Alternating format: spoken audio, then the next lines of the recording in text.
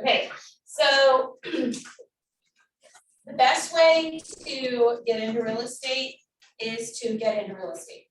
Meaning that you don't even know what to talk about if you aren't out there and talking to people and seeing houses and seeing what's going on.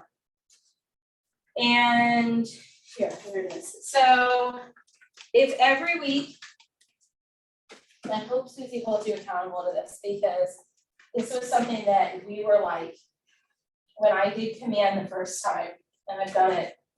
Ignite the first time. Ignite, I'm sorry, what did I say? Command. Ignite's better. Ignite's better than command, yeah.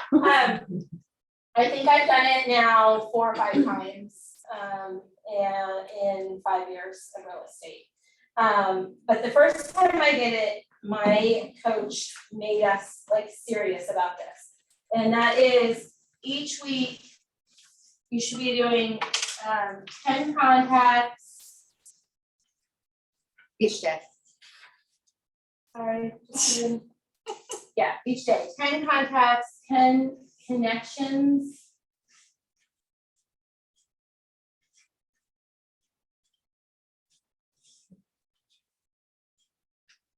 And notes. And this one's weekly, 10 homes preview.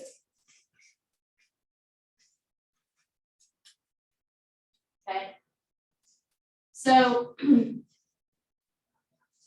not going to pretend that I got the top 3 every day. I mean, just honestly, that's hard. I mean, you're talking about 10 contacts that you've never met before that you pick up from who knows where. So if you're a great network person, then fantastic. I don't know about you. I like networking events. I can't do them every day for half a day because then I also have to have time to actually work. 10 connections is people you know. So just letting maybe messaging a couple old friends on Facebook and saying, hey, I know you come and visit here in Florida, any chance that you might want to, if you have ever thought about getting a vacation home here, it turns out I'm in real estate now. Or if you didn't hear, I've made a career change or I've started in real estate. So, let me know if your neighbors start talking about moving. I'm really not a high pressure person, so I'm not a person to like call and say, hi, can you right now off the cuff give me 3 people you know that are looking to buy, sell, or invest in real estate? I was always that person in the back of the room that was like, hi mom, okay, we're done. Like, and then 10 notes. The easiest way that I have found to do this is 2 things. One, if you can find open houses right now, then try to get the addresses of everyone that comes through your open house. I always keep a address sheet, like sign-in sheet, has their name, email address, physical address, phone number, and from that, I'll go in and I'll make up the first one. Always make up the first one on your open house sheet because no one's going to start a blank sheet. So I can't tell you how many times Tim Smith has been to my open houses, and I will make up an address that sounds approximately right. I always use my best friend. There you go. If my husband comes to the open house, then I have to edit it because he comes up with creative and not always acceptable names. Just start the page on that. So he's like, no one reads it. It's just to like see that there's something written. I'm like, okay, well, the other one is, so if you have an open house on Sunday, Saturday, then by Monday at the latest, you want to be writing out those note cards to everyone that came. Check Facebook for birthdays. We're going to talk about your database today, but we're going to look at ways for you to find birthdays of people that you might not know them. That's a real easy way to knock out a couple note cards each day to people who are having birthdays, anniversaries, that kind of stuff. You don't have to say happy birthday and by the way, I'd love to be your new realtor. But hey, Tim, happy birthday. Hope it's a great one. And I can't tell you how many times I'll be at a school event for my kids or something at church, and people will say, thank you so much for the birthday card last week, you know, it's the only one I got. And my response is usually something like, well, everyone likes to be recognized on their special day. I hope it was a great one. I don't get into, you know, that I'm just trying to keep myself top of mind for their buy, sell, and invest in real estate.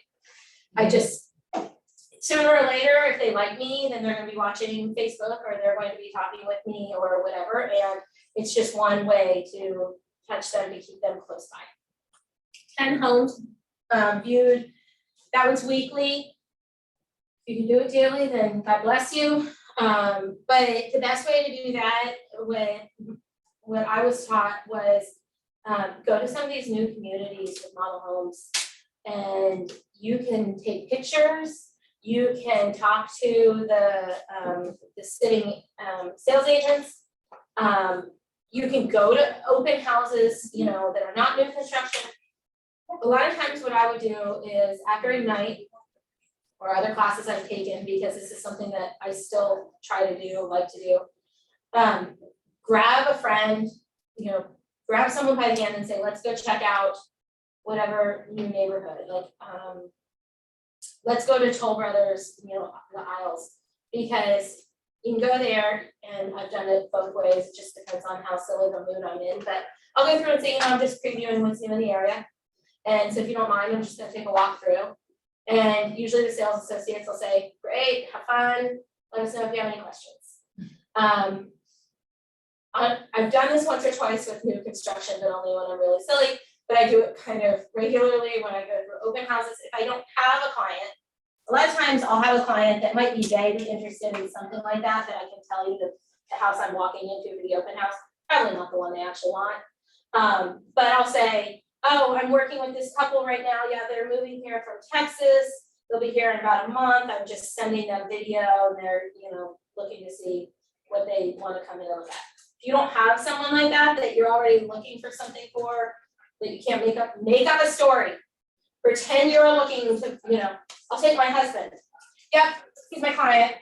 He's, you know, we're looking for something, you know, and a lot of times these open house, you know, the owners, they'll think that they're an agent. Like, I'll tell them, I'm an agent, it's my client. Or we're agents, we're looking for something for a client, and then we make up a fictional, you know, situation. A lot of times the owners will say, well, you know, they'll ask you questions. So it's kind of fun to have like a backstory, but, you know, like, you know, Mr. and Mrs. Donald Duck are moving from Orlando, and they have 6 kids, and, you know, whatever. And then you walk in and they'll say, well, are they looking for something with 3 bedrooms? Well, they probably really need 4, but I'll check and see how many the bedrooms are here. They have 6 kids, so, you know. But anyway, whatever it takes to just go in and look around and get an idea of what, and I say whatever it takes, I don't mean to make it sound like lying, and like, you don't want to mislead to a fault that it's gonna hurt someone, but, you know, try to make up a situation where it could be possible that you have that person. Go in, look around the houses, get to know the neighborhoods.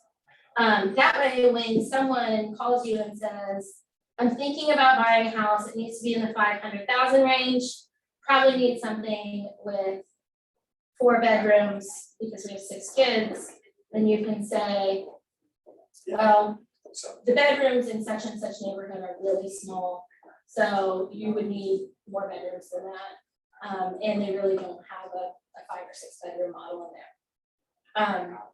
You can just, you start to get a lay of the land even without having actual experience in that particular area. Having walked through, right now we were talking in the team meeting about places that are a little bit lower priced, that maybe people that thought that they were gonna come and buy in the middle of Sarasota, turns out that they can't afford to do that. At some point, a few of you jump in a car if you can, head down to Walden Lakes in Northport. They're calling it Venice, but it's like, they're taking liberties with the zip codes to make it sound better, but Walden Lakes, Walden, hold on. I have and new construction, and then I'm gonna pull it up. Also be aware, if you go talk with new construction, and that really is a great, easy way to kind of get a feel for different areas. Be aware of what builder you're looking at. Because it's gonna be difficult.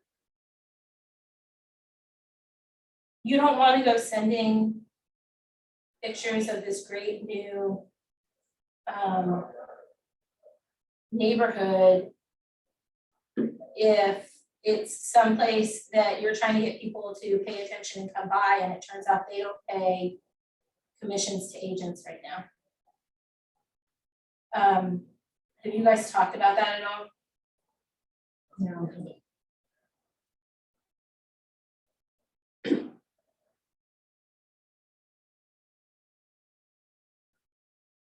Welland Park, that's what I was thinking, Welland Park in Northport. They're trying to reproduce Lakewood Ranch essentially down there. So, what would maybe be 600 here is 450 there. And they get a lot of those same kind of amenities. So just an area to go take a look at. It is someplace that I've been getting some calls about lately. I had never been down there until October. And there's plenty of neighborhoods that are just starting. Like I have a client signing in a neighborhood that doesn't have roads, it doesn't even have actual lots permitted yet, and they'll be the first contract in that neighborhood. Better prices when you're the first house in the neighborhood than when you're the last house in the neighborhood they sold. So it was an opportunity for them to get in at the price point they're looking for. So that's Welland Park. There are builders who are not paying commissions or barely paying commissions to agents right now. A lot of them are the same ones that were willing to pay huge bonuses and 5% and whatever a couple of years ago. But now that they are overwhelmed with people looking to buy, they have even been known to discourage buyers from using an agent that they want to know. So do a little research, make sure that the ones that you're going to show homes for are ones that are going to pay.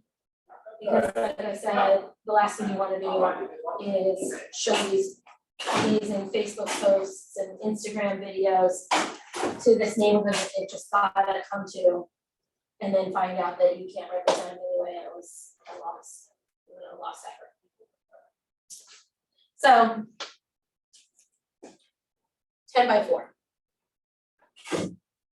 And I don't know if Susie's pushing it or not, but if you do this and you get to, when I did it, we made a pact that we would get to a certain percent as a class of that. Do it with yourself. You know, how much of that are you willing to do? Are you gonna achieve 90% of it by the end of the class, 50% of it?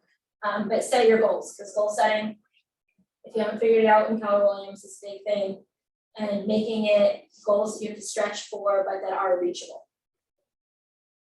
So if you have any questions about those, maybe I should, before I actually start what I'm actually supposed to be teaching here, I'll hand out my cards. A little about me. I got licensed early 2017. I came to the office. This is the only office I've ever been in. I came and started working here in March of 2017. My history before that was homeschool mom, house manager extraordinaire. My degrees are in human resource management and hotel resort management. So nothing that screamed, I know real estate. Except for the fact that I can do a mean load of laundry. So I know a little about my house, I guess. I do have a big family, so you'll often see me running through here last minute and running back out again. But if you see me and I look like I'm running 100 miles an hour, don't hesitate to grab me by the arm and say I have a question. So I'm always happy to help. I wouldn't have made it through if I didn't have people that were willing to help me when I started. My husband got licensed at the same time I did. He held on his W-2 job until this past year, early 2021. He quit. I'm just And- checking in on you. Are you good? Yeah, I finished the 10x4 thing. I'm introducing Perfect. myself and figuring Okay. it on. But if you have No. stuff, I don't. Oh, go ahead. Ask your question. I'm sorry. if you have stuff that you need to cover, then I will just. I'm gonna let you do that, and I'm just gonna turn this on. No one is on, but we are like taping it.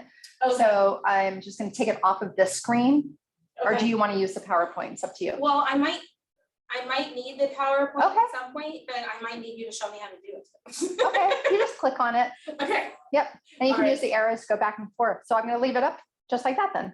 Okay. Is that good? Yeah. All right. Is there anyone? Oh, Yeah, either myself or Lewis, either one of us can help. okay, Yeah. but no one's on Zoom right now. We're Yeah. just recording it. Got it. There you go. Thank All you. right, learn a lot, guys. So my husband was an electrical engineering manager. He left his job early last year. We operate our own little team. Recently, our oldest son came to work for us, and he's in the midst of getting licensed too. So we're just kind of keeping our little family team going. But that's the crazy thing about me that you'll hear people say, and it's true, I have 9 kids. So my oldest is 21, he's working for us, but I also have a 2-year-old that you may see come running through on my hip. And so that's kind of like, I'm the butt of the jokes for all of those fun things. So before we start on database and building your business, do you guys have any questions from anything I've said or things that you've been exposed to so far? Yes, Regarding the builder commission. Yeah. But, you know, I've heard that was the trend Mhm. for a while, or how big is that? really been now? like the last year. Yeah, so I mean, is that spreading or is? I have they haven't now kind heard of of- started pulling back on some of that? Yeah, so I haven't heard of anyone new jumping on that bandwagon lately. I think that things have leveled out enough that they are holding right now. There's certain builders that agents have always kind of shied away from. Like Ryan Builders, they're known for like, they pay a few $1,000s in commission no matter what the price of the house is. Lennar is a good one. Lennar is at, are they even at 2% anymore? don't know. I had know they're heard that they pretty were gonna- skinny. I had heard that they were gonna wipe out commissions altogether. I don't know. Susie, do you know if Lennar's paying commission at all? I don't think that they changed anything from like the 1% that they were doing. Okay, 1%. So they've done like multiple cuts on it. So I think- just didn't know where we're at. I believe, and if it's not Lennar, just know that this is happening with new builds, that some of them are only doing 1%. Lennar is consistently the, Type of. there's not mine. Oh, as I was trying to say, I was like, oh, wait a second. Well, Anyway, they're one of the biggest ones too, so They are. when they made this sweeping decision, then it kind of knocked everyone's brain out of the wall. it did. And so if you were to show somebody a new build, and I'll tell you my philosophy, we should be showing them the right house regardless, whether we're actually getting anything. And of course, sale by owner, once in a while, you don't get anything. Just do the right thing, show them a house if it's the right house. It usually pans out. But some of the builders were doing 1%, and then there were some of them that were doing like $2,500, Right. or something like that. I think somebody was even less than that. Yeah. So you can definitely find out what it is, what the You wanna commission is know going that to be. going into it, and I'm one that when I call to make an appointment, hey, I'm bringing a client in, I think they'd like to see your house. Now, before I bring them in, what's your commission? Yeah. And I feel like, some people will say, how dare you? Uh-huh. You should be selling them the house that they dream of, and my answer is, how dare you expect me to work for you? I've got a family to feed. So, I'm not like, I don't disagree with you about showing them what's right for them. But I also believe that if we have two homes that they could love equally well, then I want to do my business as business. And I want to reward the companies that value us as agents too. And you could also, sometimes you have the ability to negotiate that. The Yeah. seller, if it's a for sale by owner. Right, if it's a for sale by owner now, how do you feel about having buyer broker agreements so that you're discussing that with the client? Yeah. Is that something that you go into in here? We do, yeah, that's the agency part. Okay, Go through, in that part, yes. okay. That's a question for all of you, because you're like, what are they talking about? You'll learn that when you get to the contract The part. short version is that you have the option to ask the buyer to pay a commission. I don't say, it's not a requirement. No, Or, for our office, what, it's not a requirement. So Buyer that is a broker. buyer agreement. You have to have a buyer agreement?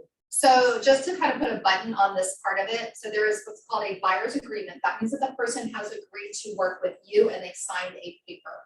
There is also what is called an agency, where you have to disclose, I'm gonna work for you, and as a licensed agent in the state of Florida, I must disclose, here are the things that I'm going to do as a single agent or a transaction agent.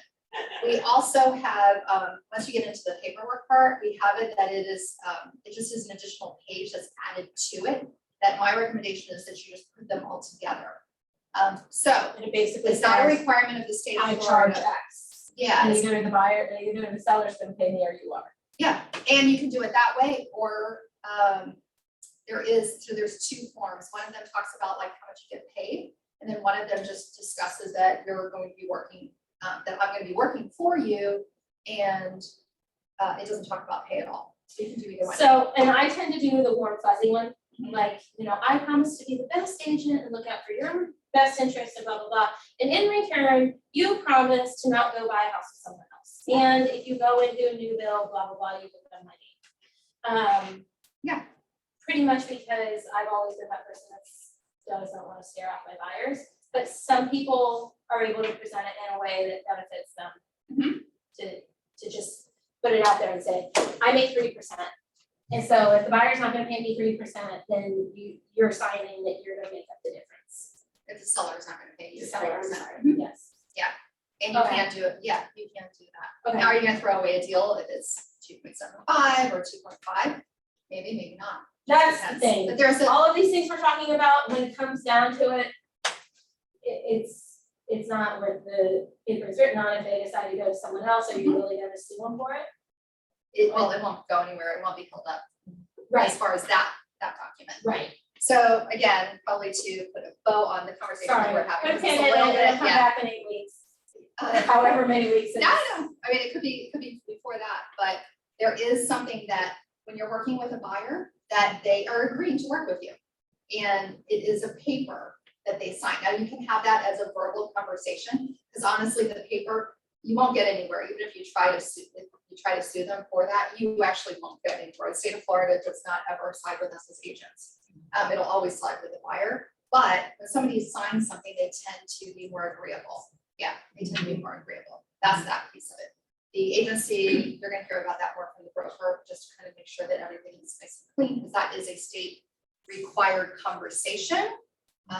And we should have a documentation behind it. Is that document in command? Yes. Document?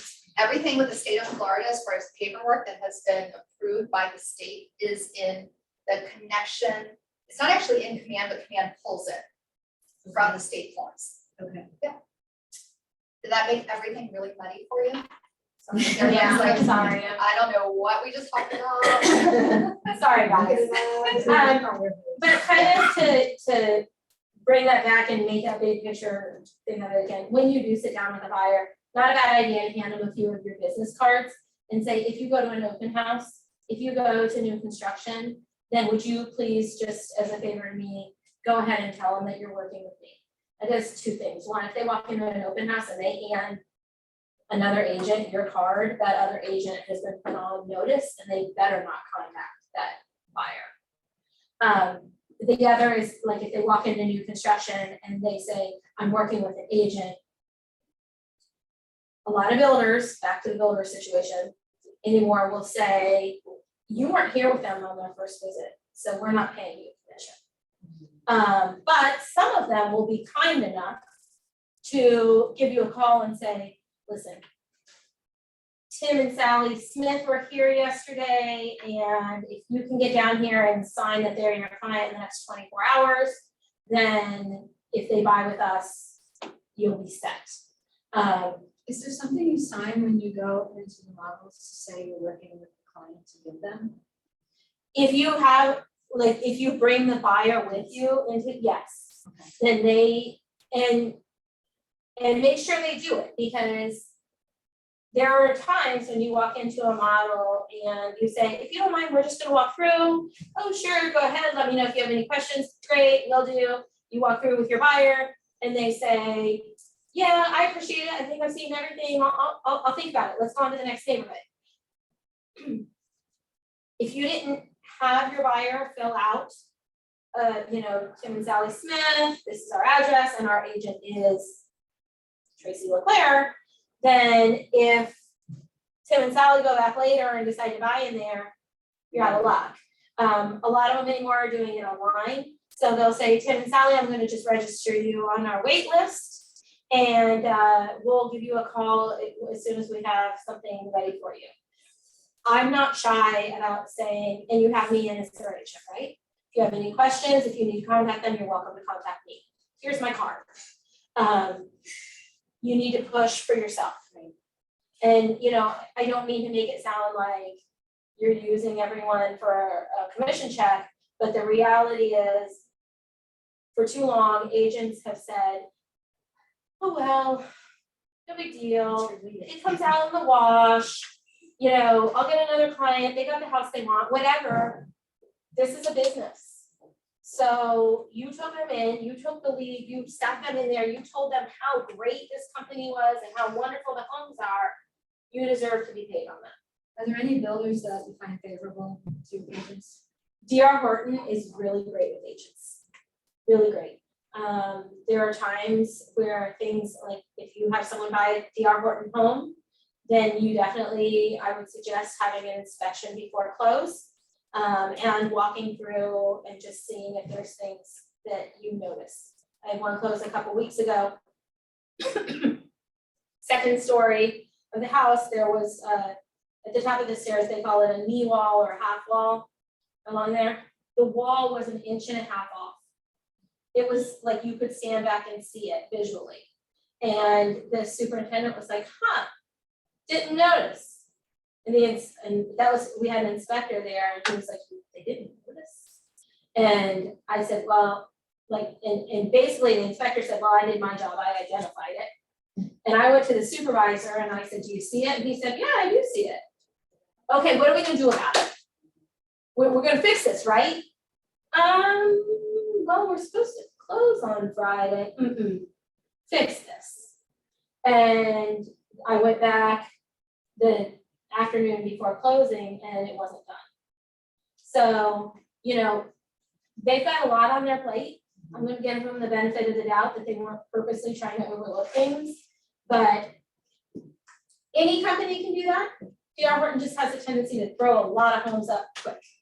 So, but they're really good to their agents. They're still handing out $1,000 bonus opportunities left and right.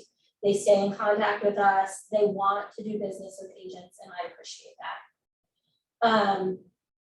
I would also recommend that as you're going to new communities, you start making contacts with the salesperson.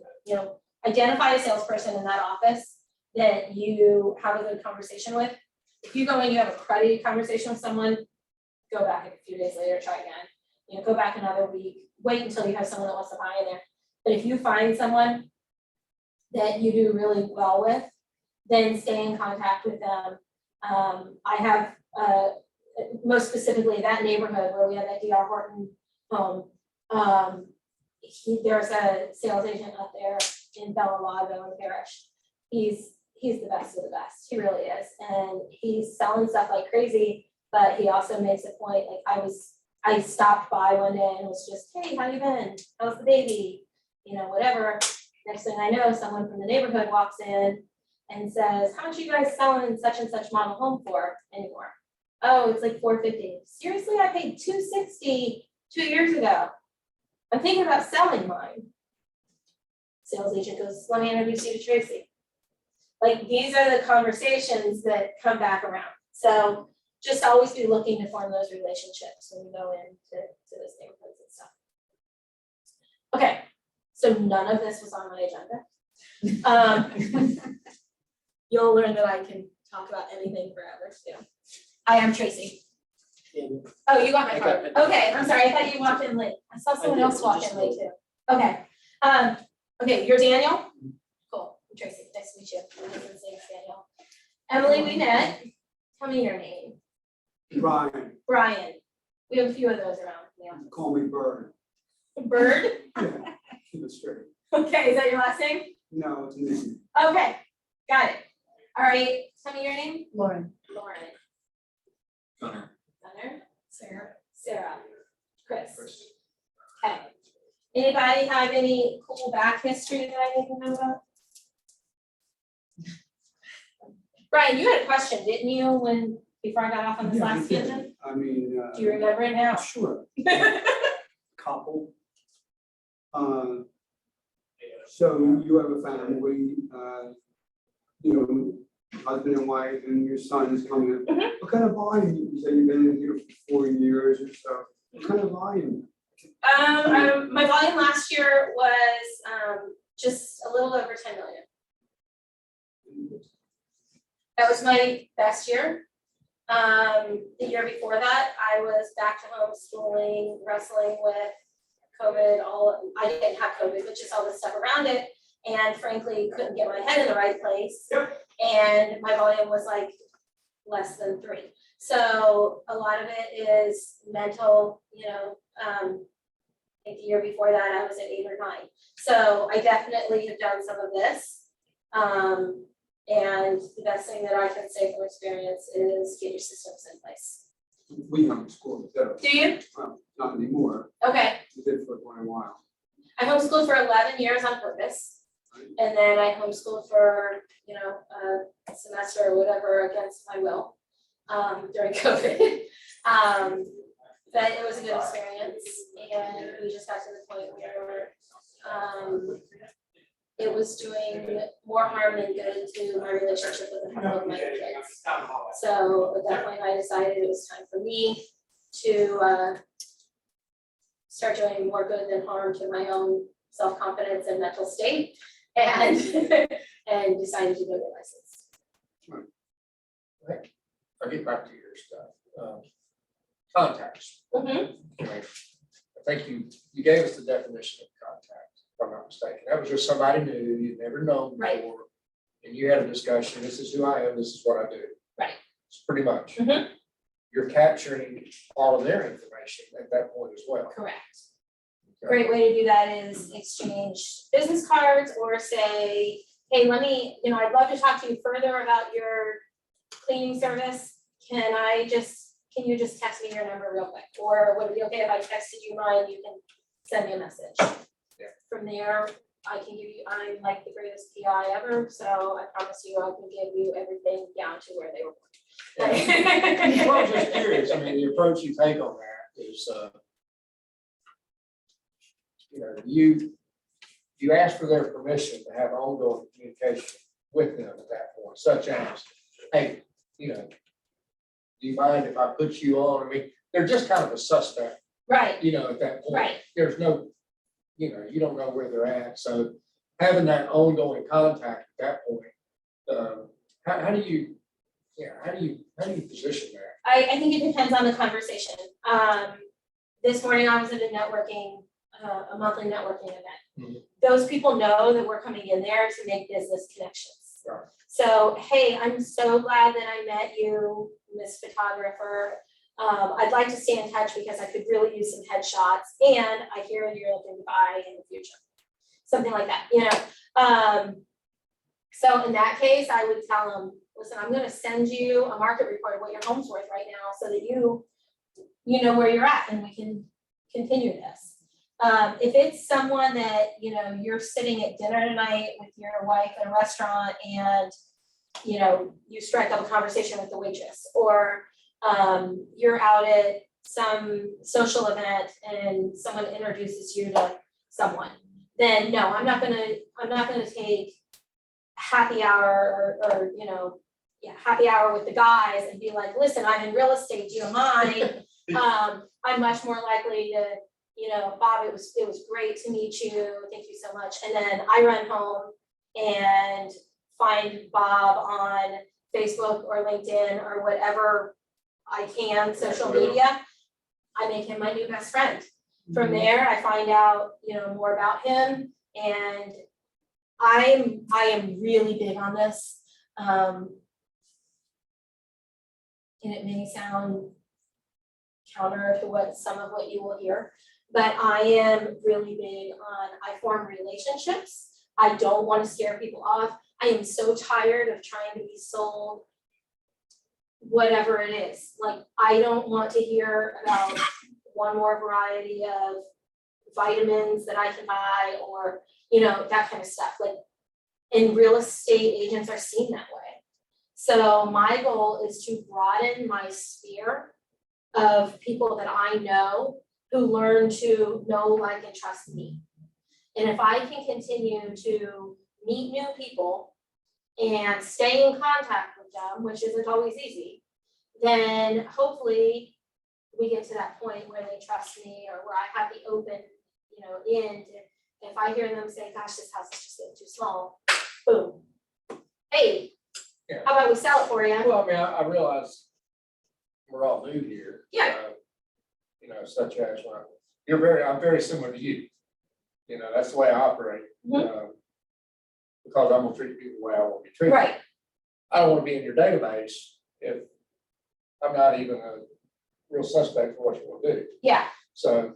I but don't want you everyone has to getting- live somewhere. So it goes back to the quality versus quantity Right, type thing. You've got some who they run a quantity model, right, just because you're gonna stumble across people. Right. If you put yourself out there enough, whereas that's not my approach. I'm gonna probably. and we've go- talked a little about this. Yeah, a little bit. So, but I think people need to know how, they gotta figure out. how Yeah, to no, do I'm it. not saying you should hush, I'm just saying, Yeah. I know a little of your background and where you're coming from on this. I tend to be one, like, our church directory is in our database. Our, my Facebook friends are in my database, my whoever, they're in my database. Now, am I calling them and saying, hey, remember we talked 2 weeks ago and you weren't interested in selling your house, but are you interested in selling your house today? No. Like, we're gonna talk about setting up a 36 touch campaign today. I'm big on, I'm gonna skip like 36 touch. Do any of you guys know what we're talking about? No. Okay, 36 touch just means that over the course of a year, you want to have been in contact with each person in your database, theoretically 36 times. It doesn't mean 36 phone conversations. It just means somehow they have seen your name 3 times a month. And so if I if I have a task that pops up on my CRM and says, today's the day that you need to call so-and-so, and I'm like, good night, I'm not in the mood and I have nothing to talk to them about. Like, how am I gonna call and ask them if they wanna sell the house? I just saw that their dog died yesterday, then I will skip that one. Or I'll send them a quick note card, hey, so sorry to hear about Rover. And I'll call that close enough. Because my goal is not for them to run when they see me coming at the next social hour. Okay. Okay, That's good. okay. I get what you're coming at. And I will tell you one thing that we do in the most passive aggressive way possible, is that we go into our database and we put everyone that we can find that they own a home and that we can find an address for it, and we send them a monthly market report to email. And it doesn't say, so do you want to sell yours? It just says, hey, your house is worth this. Hey, your neighbors have sold their homes for X. With the idea that if one day they're thinking, I wish we could just sell our house, then I want them to go back to their email and find that and and give me a call. Got your name on it, Right, you branded it. right, Yeah, exactly. I like that. And it's something that's real easy to do electronically through most any CRM, including Command. I mean, for instance, we had a guy at church walk up to my husband and I were sitting there on Sunday and he walked up and said, how's the real estate market? Are things in my area going up? And my husband jokingly said, well, didn't you get the email this week? And he said, oh, I see it come through, I don't always read it. Good enough for me, you saw it was from us, that's all I care about. If you think about, I mean, do most of you guys probably have an email address that you give out for every sign up for this, that, and the other, and you know they're gonna send you tons of crud. But you go in there and you go, seriously, Bed Bath and Beyond again? Like, how many times in 1 week can I get spammed from, you know, Chewy Pet Supplies or whatever it is? But you know what? You remember their name, so even as you're deleting 50 emails, you know, you take notice periodically of who it is. And maybe even, you know, what's it called? The place with the stinky lotions and stuff that my girls like. Bath and Body Works. But yeah, Bath and Body Works. Like, I mean, they literally email you at least once a day. But you know what? Every once in a while you go, oh, sale, huh? You know? So it's that kind of mentality that you're just touching them. Okay, so I don't know if she'll do this on paper, if she'll do it online, there is an option to do it. But you know, regardless of how she does it, keep it in mind, try to meet these milestones. I was afraid I was gonna be done in 30 minutes and not know what to do with you guys, but really I can talk plenty. We get you off track a little bit. No, it's good, I appreciate it, actually. Okay, so today's affirming message that you're supposed to speak out loud is something that we've already kind of been talking about here. It's I always come from contribution. People will welcome my call. Do you guys have the same? You have the printouts, right? Page 9. Okay. So I always come from contribution. People will welcome my call. So, hey, I want you to sell your house.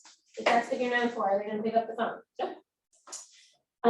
My son he identified a neighborhood that he decided we should be farming. I don't know if you guys you know what that means, but farming in a neighborhood means that you have found out that there's decent turnover in a neighborhood and there's no other agent that has the vast majority of the sales in that neighborhood, or 20% or more. If there's not another agent that has 20% sales in that neighborhood, you have a good shot of winning them over. How do you find that information out? We have a program on the MLS called Realist. Okay. You can outline a neighborhood and it'll come up with everything that has sold and who the agent was and when it sold and everything like that. It's a fun program to play with. So he wanted to send out postcards, and he's just getting started. He's actually not, you know, he'll be in the next Ignite class probably. He's still getting licensed. But he wanted to start sending out postcards. Hey, if you want to sell your home, call us. No, that's going in garbage. What are we going to do instead? We're going to send them that market report. We're going to tell them what their neighbors' houses have sold for in the past 3 months, 6 months, because that matters to people. If you start seeing every quarter someone sending you an update on your neighborhood, you're going to assume they're the expert in that neighborhood, right? So that's a contribution. You're giving them something. So you're giving them that knowledge. Now, next month, if he picks up the phone and he calls those people, then it hopefully over time, maybe not next month, but maybe 6 months or a year down the road, they start going, oh, hey, yeah, no, I actually did have a question. That house 3 doors down from me that sold, was it just a wreck? Why did it sell so cheap? You know, now you get to start having these conversations. So they start to welcome your calls. They start to recognize who you are, and they they're interested to hear what you have to say. A lot better off than the cold calls of, I mean, it's still a cold call, but the cold calls of, I have clients living in your area, are you interested in selling your home?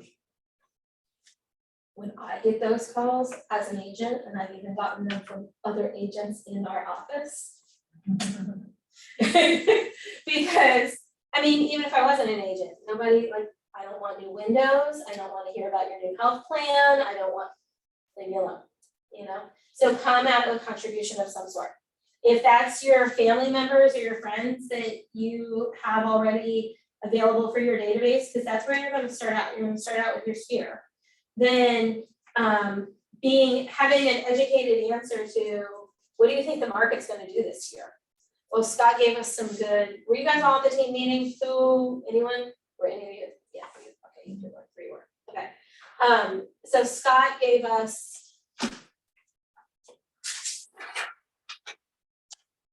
there it is. At the end of last year, the average interest rate was 3%, currently at 3.25. By the end of this year, it's expected to be at 4%.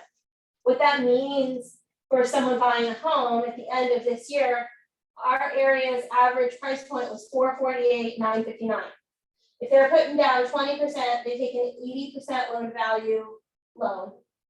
The loan is going to be for $359. That matters because at 3%, their monthly payment will be $1,513. At 3%. Now, if it goes up to 4%, it jumps $200. So someone that was maxing out at being able to afford $1,500 a month now cannot buy that same home that they could, this December, they won't be able to buy what they could have last December. But furthermore, Scott said that what he is being told is that our local area is going to have a 16% value increase this year. So that means that 448,959 goes to 520, 521. Now they're getting a loan for 416 at a 4% interest rate, that's 1986. So this same home with an increase over 1 year plus a 1% increase in interest rates means that their monthly payment jumped $470. For most of us, that's a decent chunk every month. So when the most frequent question I'm getting is, so real estate, huh? What do you think is going to happen in the market? And if I can tell them, listen, it helps to know if they're buyers or sellers. But the answer is it's always now. So for buyers, you're going to lose buying power this year. For sellers, listen, prices are not going to continue to rise at the same rate that they have been. And we have a real shortage of homes on the market right now. So it's a great time to go ahead and sell your home. If they also are looking to turn around and use that equity they have to buy something else, then add this in. And interest rates are going up. So if you sell now, you can still afford to buy more. Also, people that could afford to buy your home won't be able to soon. So, go ahead. Is there a source that you use for news to get, that you like for information like this of what's coming? That you look at weekly, monthly, anything? The Florida Realtors Association will send you emails that have articles in it periodically. I don't, honestly, I scan through them so fast I don't remember if it's weekly or twice a week, but look for those. A lot of times they have stuff that, and you can even link, you can take that link and post it to your social media or in the emails and stuff. So that one's good. There's I don't subscribe to it, but Inman News is a real estate newsletter of sorts with different contributing authors. But there is a subscription fee for that. And sometimes it's a little sensationalized and stuff, so I don't follow that. If you have a lender that you're working with regularly, then they're a great source. They won't tell you, oh, well, my crystal ball says, but they can definitely tell you, Yeah, we've been seeing a little bit of an upward tick and it seems like, it's only a matter of time because this treasury bill is passing or, such and such is happening. So we expect that we'll start to see a rise. If you don't have a lender you like, talk to me. I have one of them. And they're one of our partners here for the office.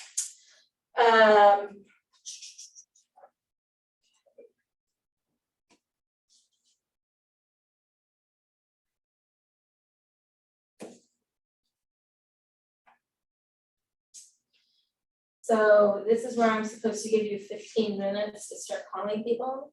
Does anyone have people you want to call? Does anyone want to pretend and do a little role play for that? Can we try that? I know it's uncomfortable, but reality is that if you repeat those scripts, if you hear those questions enough times, then it starts to feel very easy and real. So, oh, there's a script here. Look at that.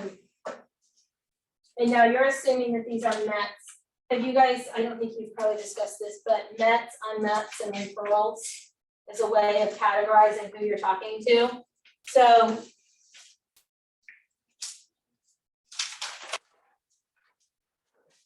METs are going to be your contacts. So these are people you know. These are your unmets. They're people you didn't know until now. Well, let's see, is that right? You can convert them to mets. Once you've made that connection, they were unmet, now you've met them. Does that make sense? You will have unmets that with the litmus test that I use, because my husband will say, who's Bobby Jones? And I'm like, I don't know. Where did you find that name? It was in your database. You met him in spring of 2018. Great. I don't know. Okay, I'm sure I met him. Chances are it was in an open house. Everyone I meet in an open house, they go on my database. They must be looking for a home or they live in one, right? So sooner or later, they're gonna need to buy or sell. But if you don't know them, if you wouldn't see them in the grocery store and go, oh, it's Bobby, then they're unmet. Maybe that's oversimplified, but unmets are people you wouldn't recognize in the grocery store. I have people that have been unmets for years, met them in an open house, continued to stay in touch with them. 3-4 years later, they bought something from me. And it's just a matter of, I kept popping up in their email, I kept calling them once, even if it was once or twice a year, warning you if it's once or twice a year, you have just as good of a chance that they already bought something next time you talk to them. But the more you stay in contact, the better chance you're gonna hit them on the day that they're actually thinking about it. Or they're gonna get one of those automated emails and they're gonna pick up a phone and say, we're ready to move to Florida. So you have your, someone's gonna be irritated that I used up all the paper by the end of this.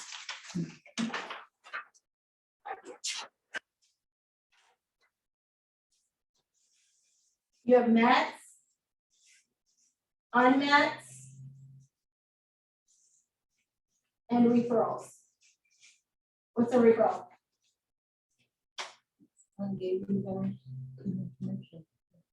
Yeah, that can be, hey, my friend Susie told me that you were looking to possibly make a move. I just wanted to touch base and see if I can help you. That's a referral. So is you make a connection with an agent that lives in North Dakota, and North Dakota's neighbor decides they want a winter home in Sarasota. They will send you, that's an agent referral, and they will send you neighbor number one from North Dakota, and you will agree to pay that agent a referral fee. Our normal standard is 25%. So that's, something that you guys can be on the lookout for, making connections with agents like that. Okay, so this script is specifically for Mets. What page is that? Page 10. So it's just, hi, Jim, my name's Tracy with Keller Williams. Your name was given to me by a close friend of both of ours. Oh, this is a referral. Your name was given to me by a close friend of both of ours, Paul, and he said that I should give you a call. Is now a good time to talk? Do you have a couple minutes? So, okay, let's do it here. Chris, can I borrow you? Sure. Okay, I'm gonna call you, okay? Ring. Hello? Hey, Chris, my name is Tracy with Keller Williams. Your name was given to me by a close friend of both of ours, Jim Smith. You know Jim? Yeah, good guy. Jim's a great guy. I go way back with Jim. Went to school together.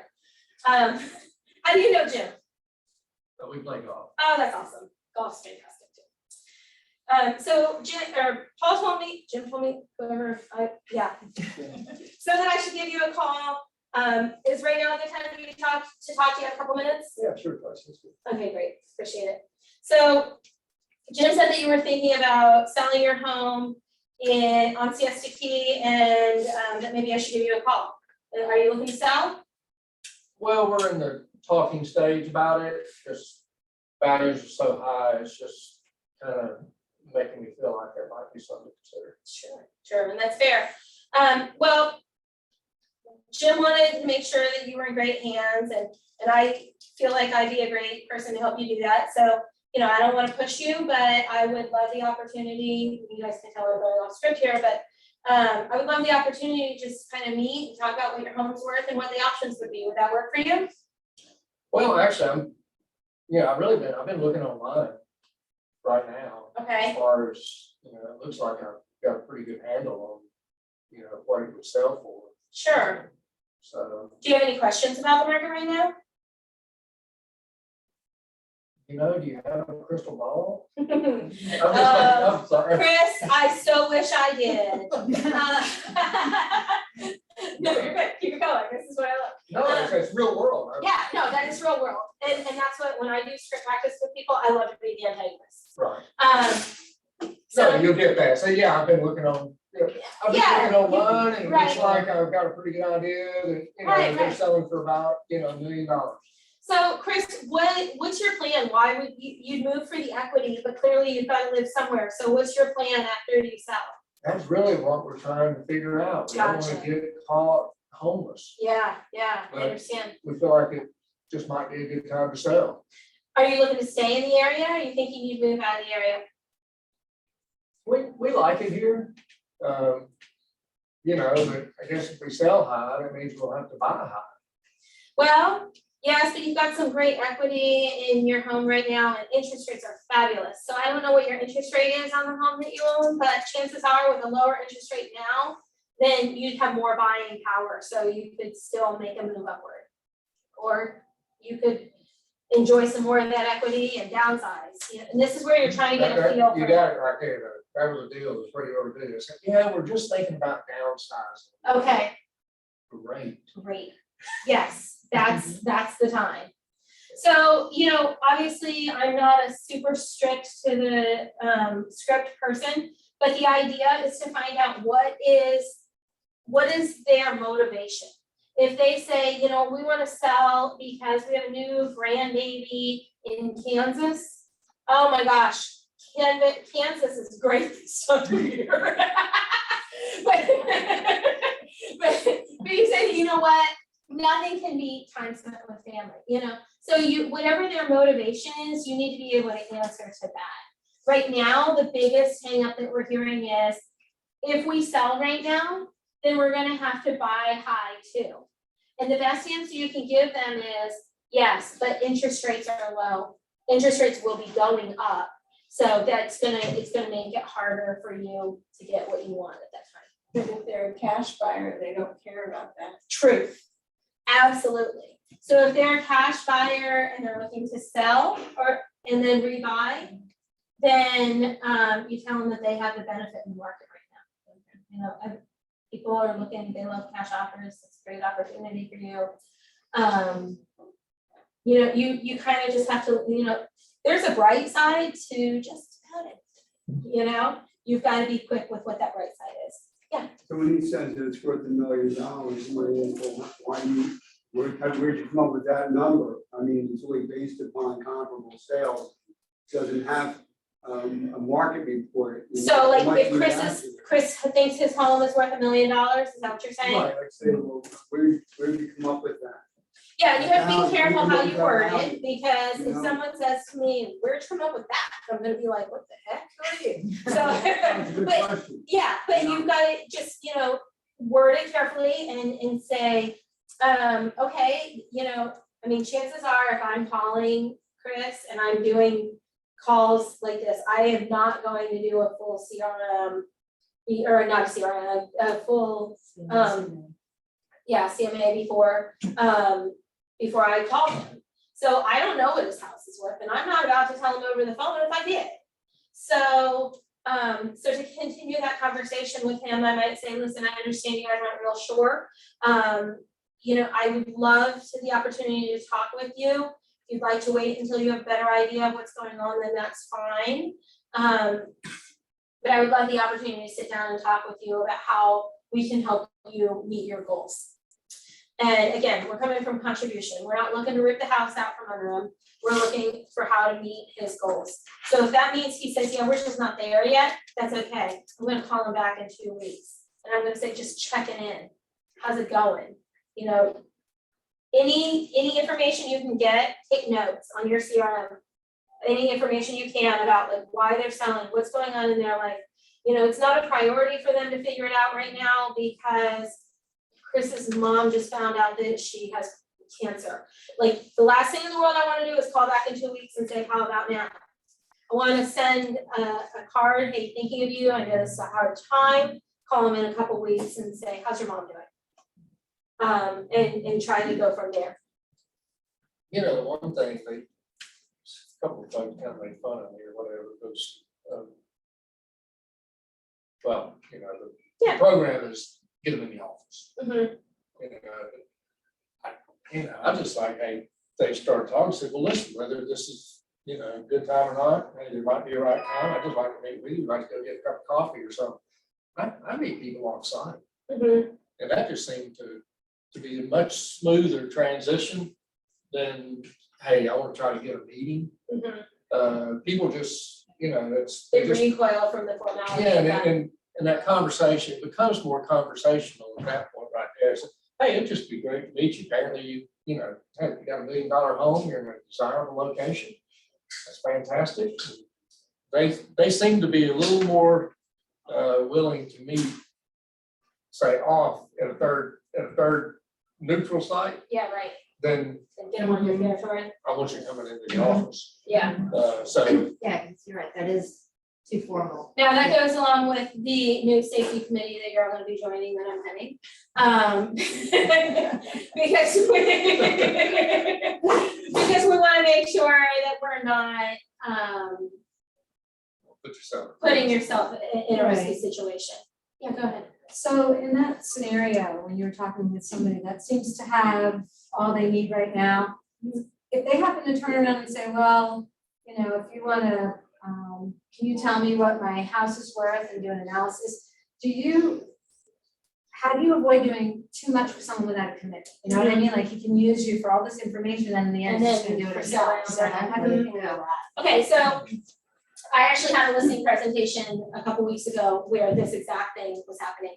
I actually had been talking to the girl for a few weeks, and by the time that I got to the couple of days before the meeting, I was absolutely sure the only things she wanted to know is what's the price, and she wanted the name of an attorney, a real estate attorney. And I was like, clearly, she's just gonna take the information and sell it, like, at the price point she was at. She could have put a handwritten poster board in her front yard and it would have been sold by the end of the day. She probably would have undersold it, she probably would have gotten in trouble in the title process and that kind of stuff, but that's what I thought she was trying to do. Then she told me, I'm not looking to list probably for another few weeks, maybe a month. So I felt like, okay, she's buying herself time to sell my owner. So when I went to meet with her, she said, well, what's the price? And I said, you have I gave her a bracket of like $30,000. Now, her home was worth less than 250,000, so 30,000 is a big spread at that price range. And I did it on purpose, and she kept pushing me. And I said, you know what? Since we don't know exactly when we're gonna sign the listing agreement, it's changing so fast right now. The market's just moving way too fast for me to give you an exact number. Because I could be 15 or 20% off with the sale of one of your neighbor's homes. So that was how I did it in that case. In a phone call like this, and it turns out that she wasn't looking to do that at all. She was actually a very nice woman who I think was probably autistic, and she just was tunnel visioned on those things. But in Chris's, in a conversation like that with Chris, if he were to say, well, what do you think my house is worth? Then I would probably answer with something like, that's gonna take quite a bit of research for me. I'd be happy to do it if there's a day and time that we can meet to discuss my results. Then, let's talk about that. Oh, you gotta think, let me come look at your house. Well, and that's what, if I get pushed for a number, then that's okay, thanks. If I get pushed for a number, then I will sometimes give a very broad response and then say, I really can't tell you until I get inside to see your home. There's just so many things, and I don't want to say because it could be a don't, but that's the reality. If you walk in and she said, oh, it's not brand new, but everything's in great condition, and you walk in and you're like, oh gosh, the drywall is eaten up by dogs, and she's got laundry that's clearly lived here longer than she has, and then in those kind of situations, you're like, I'll usually say something like, I think we could probably list it for X, but in order to get to that point, you're gonna have to work with me on a commitment to work on these items. So when you went with your information, that's when you asked for them to use you as an agent? Correct. You have an agreement to sell right there, to then sign. I do. What I do is I fill it all out on DocuSign and as if it was totally a done deal, with the exception of the price. But I go ahead and I put my commission in there because we're not going to discuss how much she wants to pay me. I'm getting what I charge, period. There have been times when I've gone, and maybe rewritten it by a little bit, but that I'm trying to think if there is a time that I've done that. I know that it's possible. Chris, you have a pair in front of you, and I'm guessing those are yours. I think you were still out here. yeah. Oh, so I was asking, I thought, in the agent agreement, you're talking about you actually bring. Oh, I was talking about a listing agreement. Oh, okay, That was a listing. okay. So on a listing, I have a paper copy, but then more often than not, I'll say, what would you rather I just send it to you? Let's write it up.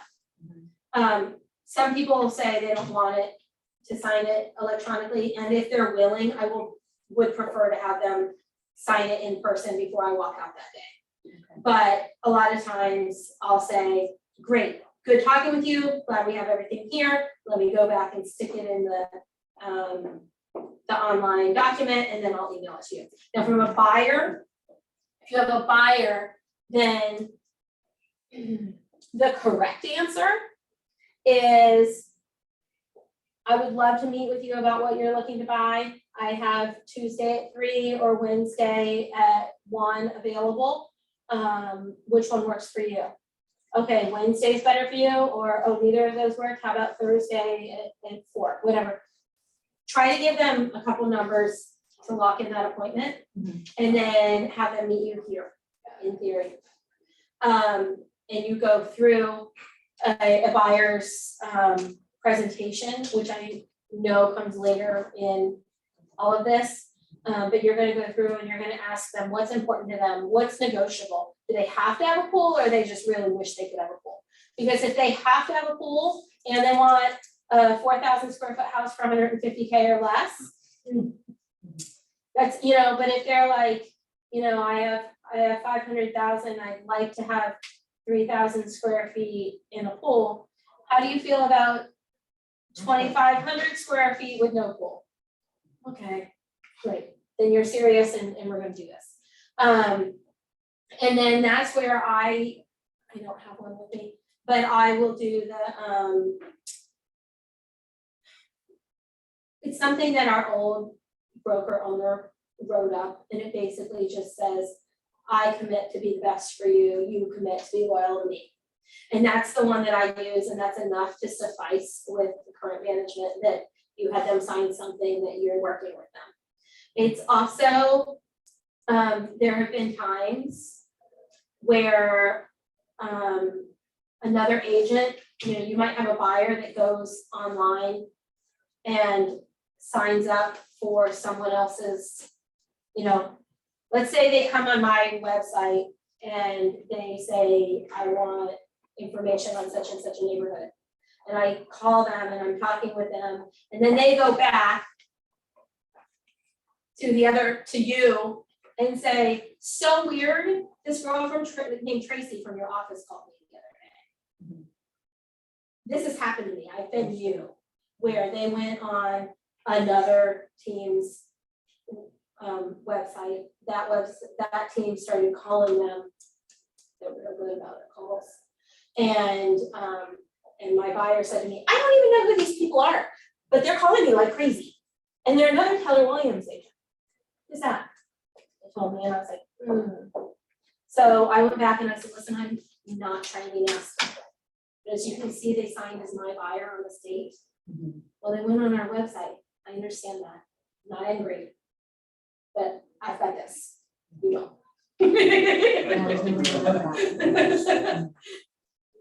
I mean, isn't there any, isn't the form they sign an exclusive buyer Yeah. agency? Yes, okay, so, and that's what Susie was talking about, is there's one that's like a legal document, and then there's one that's like a handshake. That's the one that they need to sign, it's the legal document, and you explain to them that they can't be going around you if you're gonna be showing the properties. Have you worked with buyers yet?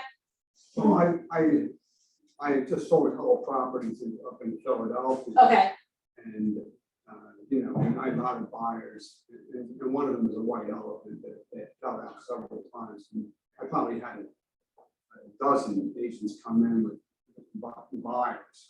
Yeah. I would certainly hope that they had exclusive agencies with theirs, because, you know, they're just coming, they're schlepping them around and coming in. so in some states it's required. In Florida, it's not required of agents. And the mentality is, depending on the personality of the buyer you have, then you have to know, and your own personality. I mean, if you're like, listen, if they don't sign this freaking piece of paper and I'm out that door, then fine, that's how you run your business, and that's up to you. I tend to be much more the person that's like, okay, I want them to know I'm working hard for them, but I want my work to speak for itself. I don't want them to feel like I'm chaining them to me when they Well, go. That's So- one piece of advice, you know, and I was in practice for a long time. Yeah. I'm a chiropractor. So it's the one piece of advice people will always take from you is, don't worry about, No, I get it. you know, And I'm saying there, I'm not telling you not to do it. I'm telling you that it can get uncomfortable with some buyers, and you have to know your threshold for being able to lay down the law and have people walk or people stay. And so some people will have that buyer broker agreement signed every time, because they're not about to waste their time if they don't have it. The truth is, as Susie and I were saying, it's not legally defendable. You're not gonna, even if you spent thousands of dollars to defend that piece of paper, you're not gonna win. You just have to do a really good job with them and make them want to work with Yes, now there are times when I have been told we're working with multiple agents, and I will say, here's my buyer broker agreement. I will do my best. I would love to work with you. But if you're not willing to commit to working with me, then I can't have 3 or 4 agents all running after the same thing. Like, that doesn't make sense for any of us. And so I'll take my name out of that hat if that's how you wanna operate it. So, I mean, it really, there's definitely just a matter of getting to know people and deciding how you wanna run your business and how you think that they're gonna play fair or not with you. Now, if we're brand new. Mhm. And that's, you know, the best lead you have, I mean, do you go with that and just do the best job and you know, work with that, or would you still always recommend to make them commit to one person or get out? Is that just not the way you do it? That's totally up to you, it's your business. Is that the policy here, though, that you don't, that you let them out of exclusive agency? Don't try to enforce it? You say that it can't be enforced? It's the policy to let them out. Well, if they come to me and they say, I want out, then I'm not going to fight them on it.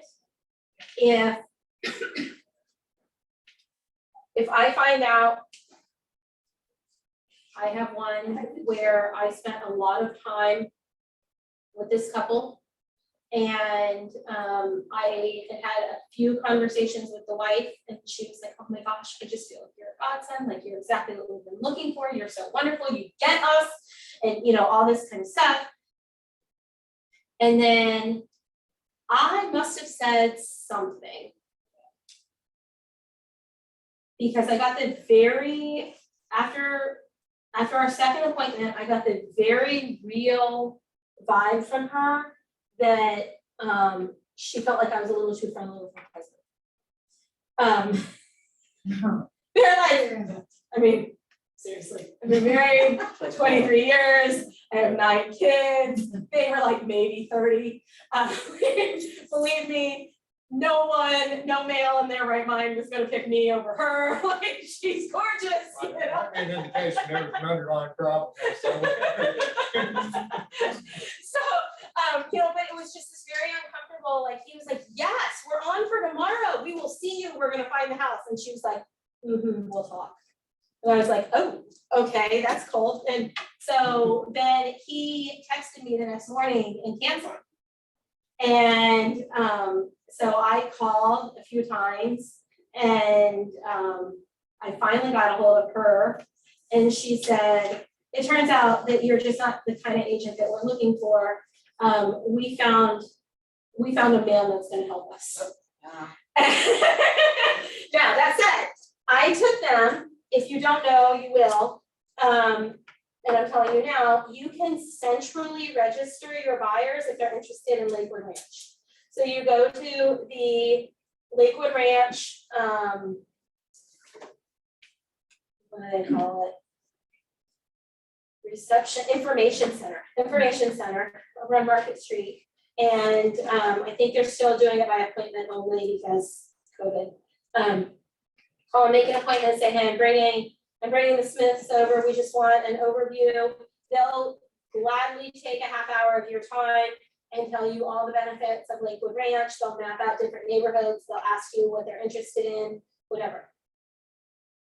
And they will write down your client's name along with yours, and that buyer is attached to you for new construction through any of the builders here. Now, you need to protect yourself. Again, they're gonna give you copies of that registration paper. Whenever you walk into a new build with that buyer, then say, this is Mr. and Mrs. Smith, here's their information. Because it has all of their, and you can present it to your buyer as, this way you don't have to fill out forms at every builder. But that tells the builder you've already centrally registered them, and that, for lack of a better term, they're stuck with you as their agent. I'm watching. That was a year ago. That couple, that story I just told you. I check once a month just to see if by chance they've closed on a new build here in Lakewood Ranch. Because if they did, it was with another agent or not, they're registered to me. I'm going back on it. So. It's one of the old expressions in auto sales, is that buyers are liars. And they use the same expression in real estate. Really? Mhm. Yeah, I think real estate agents, we're just one step below. Yeah, right. Ourselves. That's what they say. That's what somebody Out told of me the other respect, day. you know, they respect things. Yeah, I'll just add, I know this is not what you're thinking. That is since I'm new too, Mhm. and what I found is that's not as uncomfortable a conversation as you think it could be, you know, just getting somebody to come in. I haven't seen if it's any different, but I know the one we use. Because, correct me if I'm wrong, if you go through this document, really the way I would present it is there's like 9 things on this document. And 8 of those 9 are like, these are all the things that I'm committing to you to do, which is basically doing your job and taking care of them as a customer. So, you know, when you go through the, you just say, hey, these are the things I'm gonna do. And all I'm asking for you is to be honest and just say, if I work and I do all of these things for you, that you're gonna work with me. Is that fair? Yeah. And they come back and they say, yeah, that is fair. And then I found if they pull back, and usually it's the guy, I don't know what it is.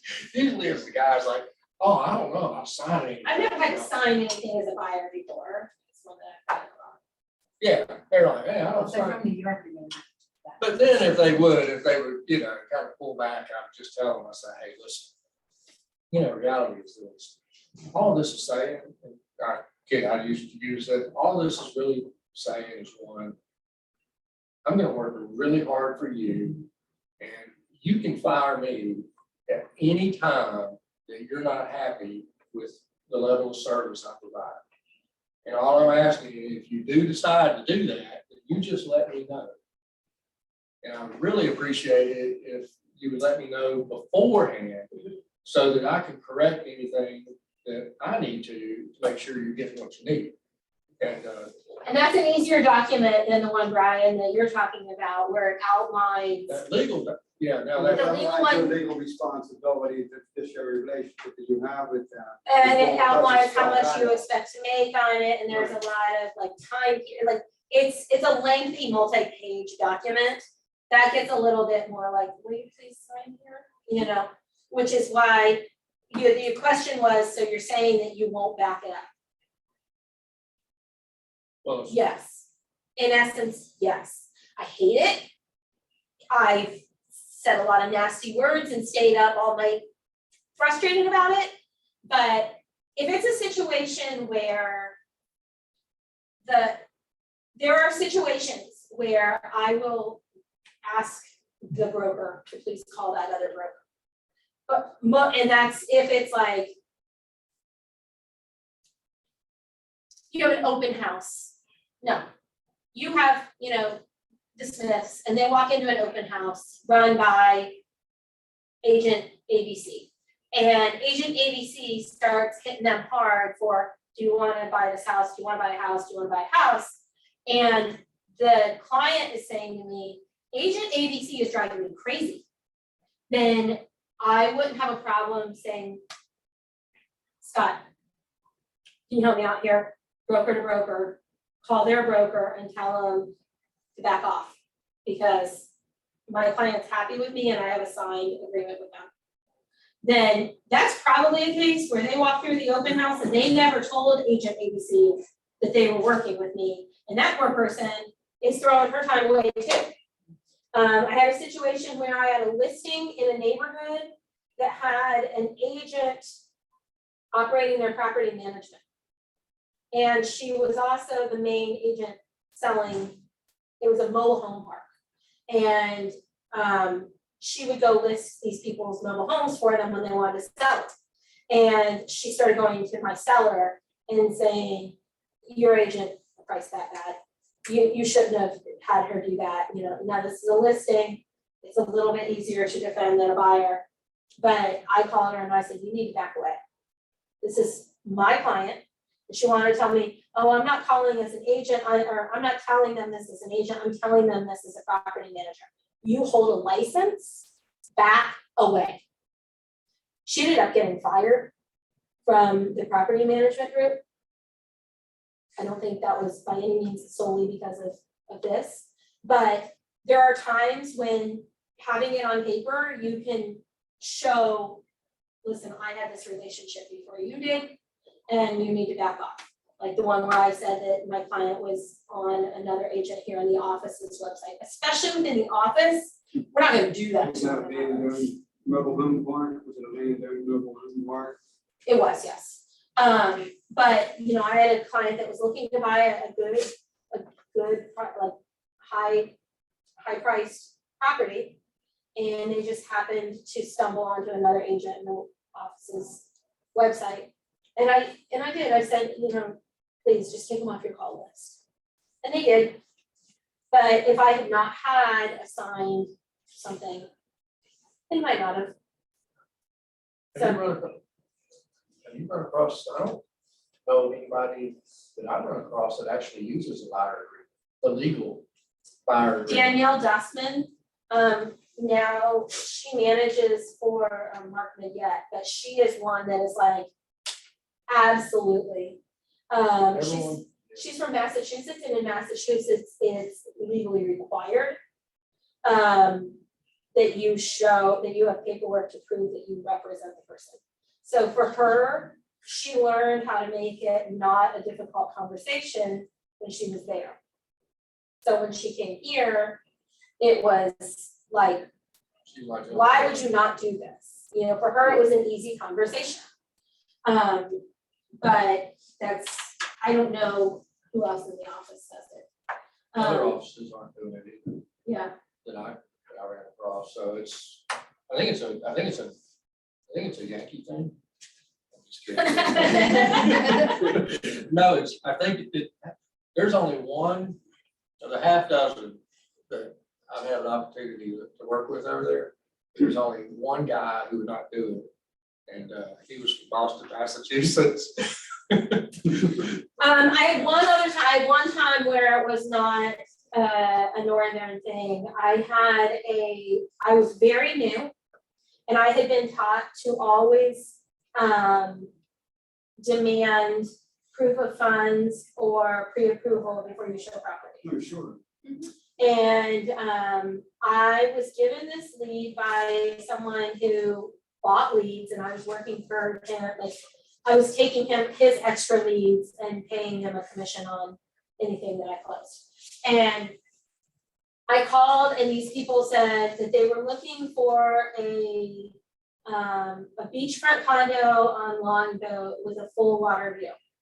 Well, as a new agent, I was like, damn, like, you know, I hit the jackpot.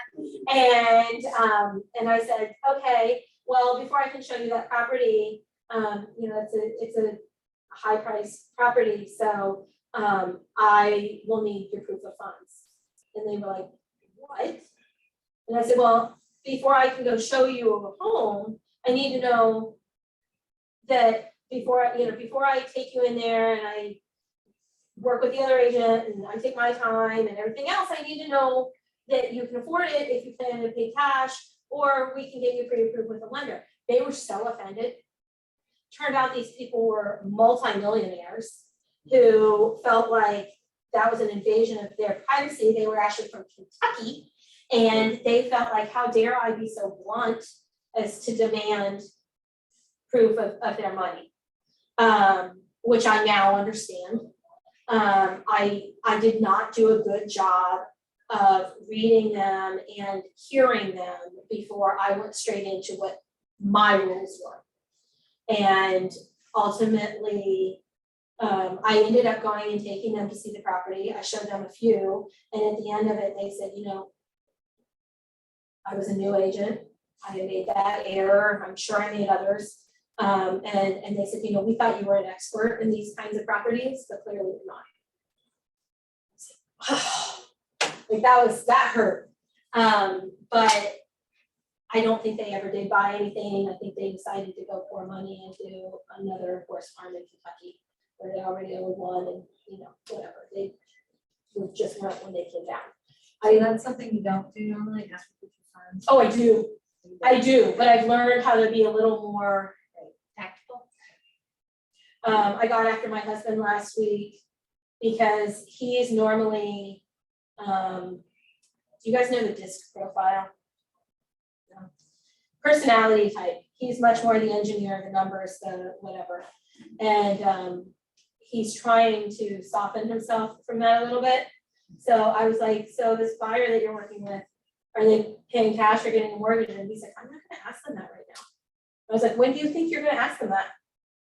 And he said, well, they're not even in town right now, so when they come in town, I was like, too late, that's too late. So he was driving and I was in the passenger seat, and they texted and said, can you send us more information about these 3 properties? And I wrote back and said, sure, do you plan to take a mortgage or are you gonna pay cash for this property? And they ended up calling and getting another realtor. And Dan's like, see? But I honestly don't think that's why. I mean, I said it in such a way in the conversation that made sense. The first question should be, how do you intend to pay? And he was like, well, isn't that kind of forward? And I said, did they think that it was a charity event? They know they're gonna have to pay for it. So, you don't wanna say, send me your proof, or how much money do you have? But what I normally will do if I suspect it's someone that's gonna end up with a mortgage is I'll say, what do you think your budget is probably gonna be? Oh, I think 300. Okay, great. Have you talked with a lender yet? Do you know what they're willing to mortgage you for? And then you get the real like, no, but I don't want to spend what they'd be willing to mortgage. Okay, you don't have to. Or no, but like normally that leads into, listen, I have a lender that I've worked with for years. She's amazing. She's really good at helping you through hurdles and whatever. And it would be beneficial for all of us if we just knew what the budget was that we're going to be working with. Especially in this market, things are going way too fast for you to think you're going to get pre-approved after the fact. So before we start looking at homes, we need to know. But when you have a listing, right, before you accept anyone's offer. Absolutely. They certainly have to show proof of funds then, right? Absolutely. And not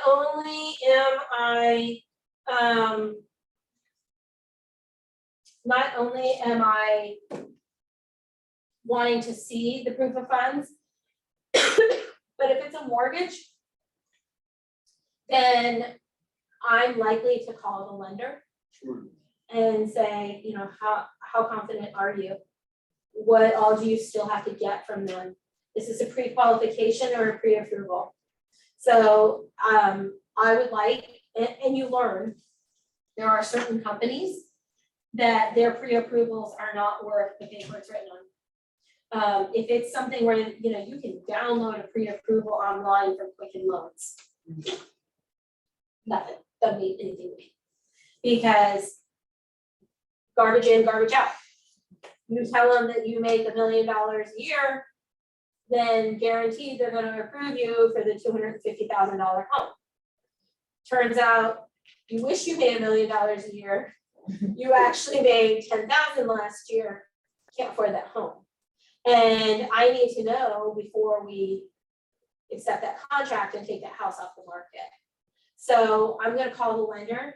If I don't feel good about it, in this market, you can push a little harder.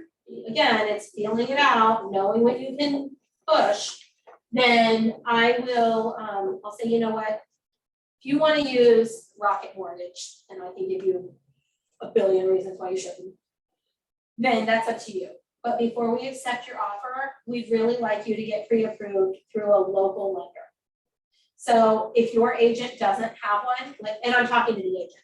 So if your buyer doesn't have one and you don't have someone that you'd like to send them to, then I would love to have my lender reach out to them if that's okay. Who's the lender? You've alluded to them before. I use Caitlin Van Dyke at Van Dyke Mortgage.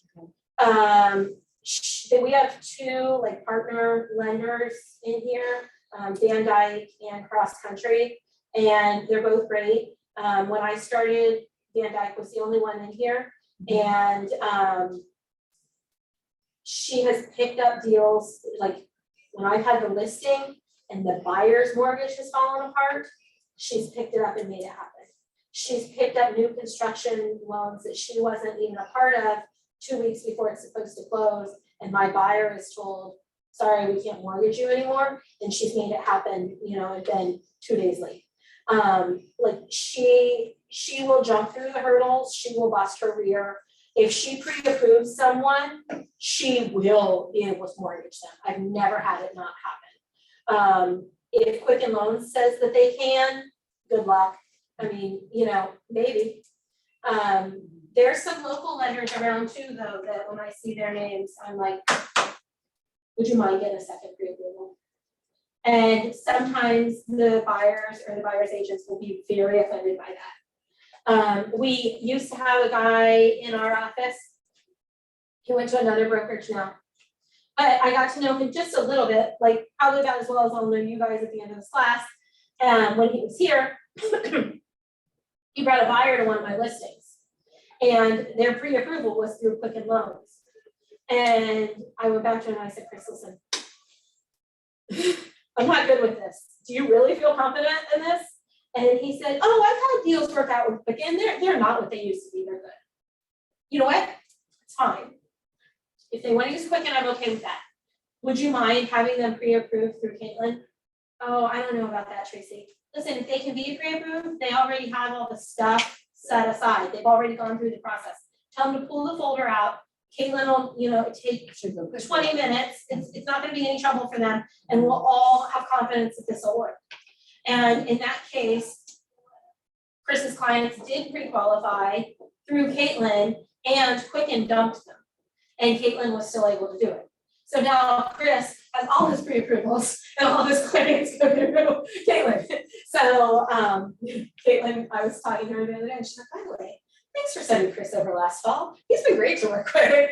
So, you know, it's a good, like, I have learned the hard way that pre-approvals don't always mean a whole lot. So you want to find that person who, when they pre-approve someone, you have full confidence that it will close, barring a natural disaster or, you know, something like that, that she's fully vetted them before. Is it fair to say to them that a second pre-approval in this market can be vital because things will move smoother or something like that? Or do you just tell them you have great confidence? You're not wrong, but if you see it's a pre-approval through someone that you know is good, I wouldn't ask for that. It does, I've been on the other side of it too, where my buyer had a friend down in Miami who was a lender, and I said to my buyer, I'm not comfortable with this person. I don't know them, and honestly, being in Miami, I just, you know, I'm a little worried about communication and stuff. The truth is I had one phone call with the guy and I was not impressed. And they were like, no, he's been a family friend, he's great, you know, whatever. And then they put me on, how did that happen? Basically, I ended up on a phone call with what I thought was my buyer, and it was a three-way conversation with the lender also, their lender. And the buyer was like, why do you think we need another pre-approval? And I said, because having a local one would be beneficial. Now, at this point, we had submitted an offer, and the list agent was asking for a local pre-approval. And I wasn't about to say, no, we don't need that, because I didn't have faith in my buyer's lender. Do they pay for that? Not to be naive, but do you pay for it? So why would they not?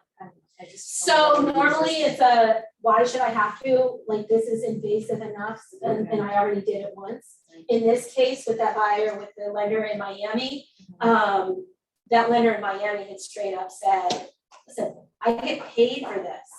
If you take this deal from me, you're paying someone else. I thought you were my friend. And then went so far in the next breath to say, you're paying Tracy too much commission. You should tell her to lower her commission. And I was like, oh, buddy, you're not making friends. And he's like, I look forward to working with you, Tracy. I was like, so So, I mean, you'll have those stories, you'll learn kind of what makes you feel comfortable. Having a full underwriting as much as possible is really important, just meaning they've already gotten all the documents in that they need. When you have a lender say like, full underwriting, are you looking for clear and close before you even have an accepted contract? No, that's not what we're looking for. But the fact that you said that tells me that this is not a solid pre-approval. Because if they're strong in what they do, they won't mind, you know, they want to guard their own game. Okay, we're gonna come back to the scripts and stuff at the end, and, you know, partner up with whoever's left. Here's some, what page is this, 13, some letters basically saying that you're new to the business and you'd appreciate their support. It's pretty formal, but that's what, you know, they want you to do here in class. I don't think it's a bad idea. We used to carry a pack of like dollar store note cards with us when I did that the first time, and at the end we, you know, write a couple letters or whatever. So I would try to find a time in your day, if it's not these formal note scripts, then like I said, work on finding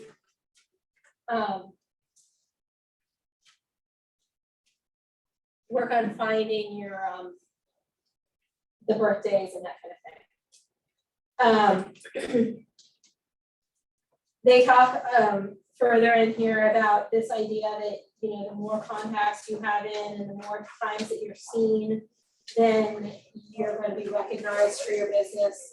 Database is a big one. This program talks about, or this paperwork talks about e-edge.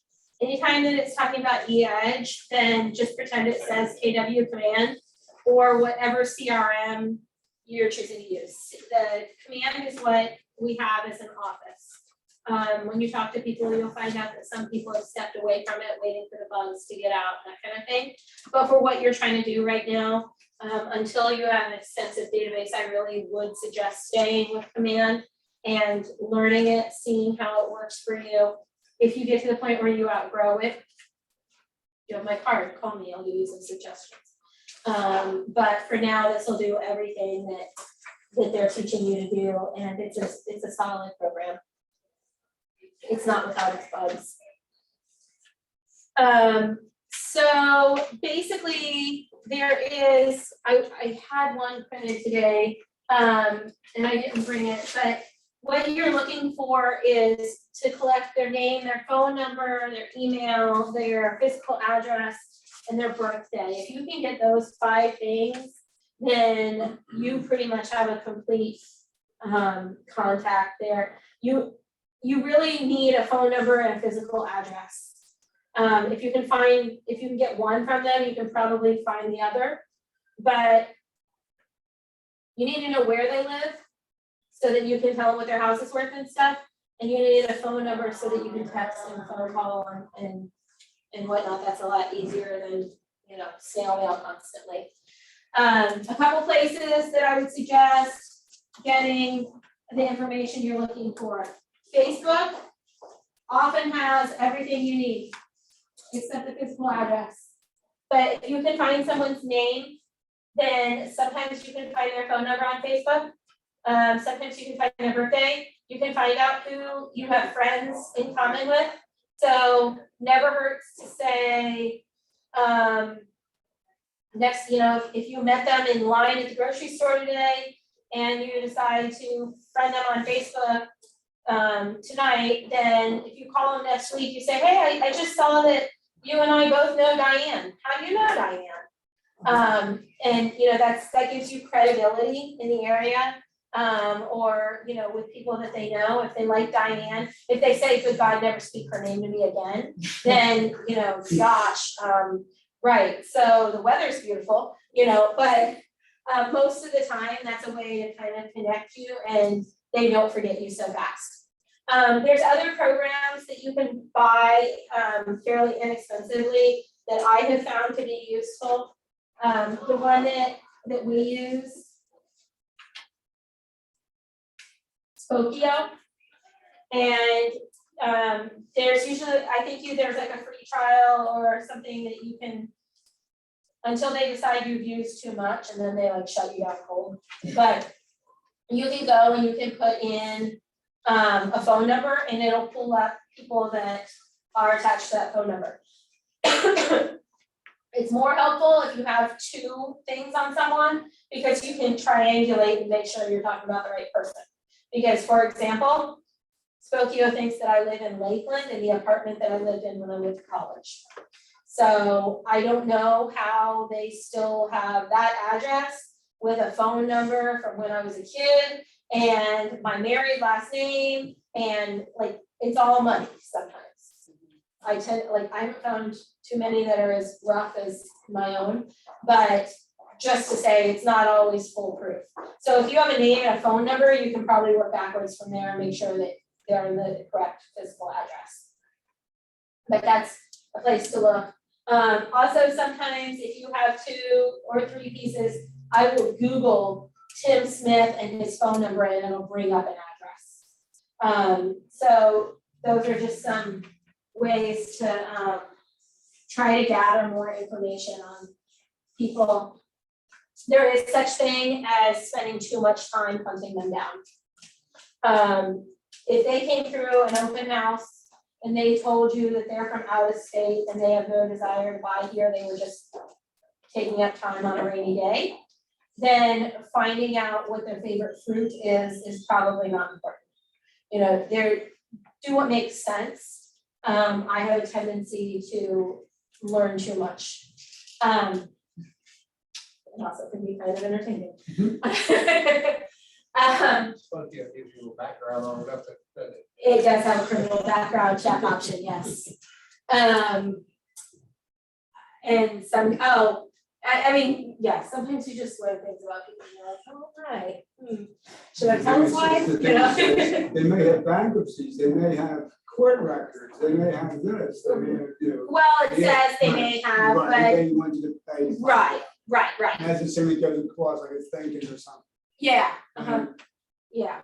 There's one called White Pages. Yeah. There's a few, but it's a way to try to fill in the missing pieces. Like for me, I use Spokio a lot for birthdays and physical addresses.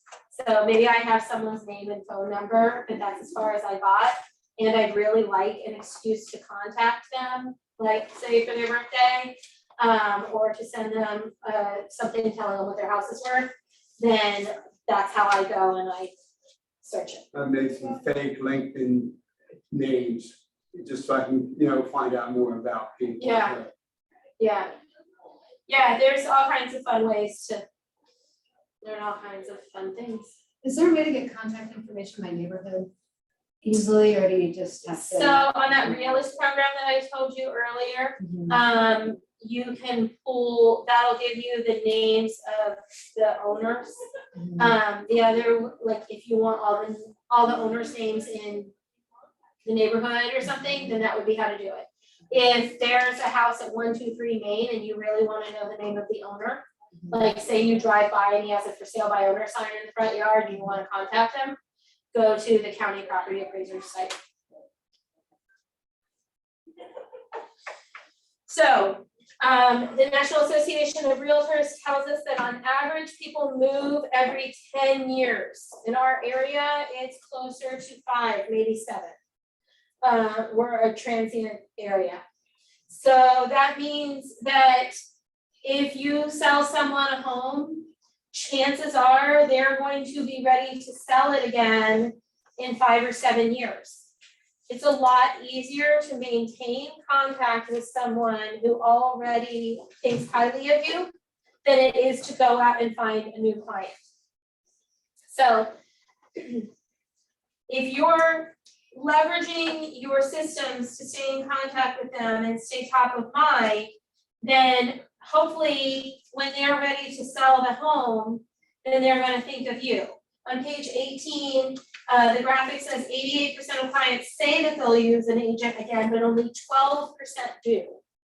And that's because they don't know where to find their agent.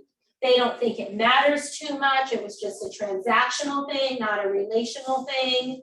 Agents jump from brokerage to brokerage, all kinds of reasons that if you're not the one maintaining contact, you will not be the one to list the home again.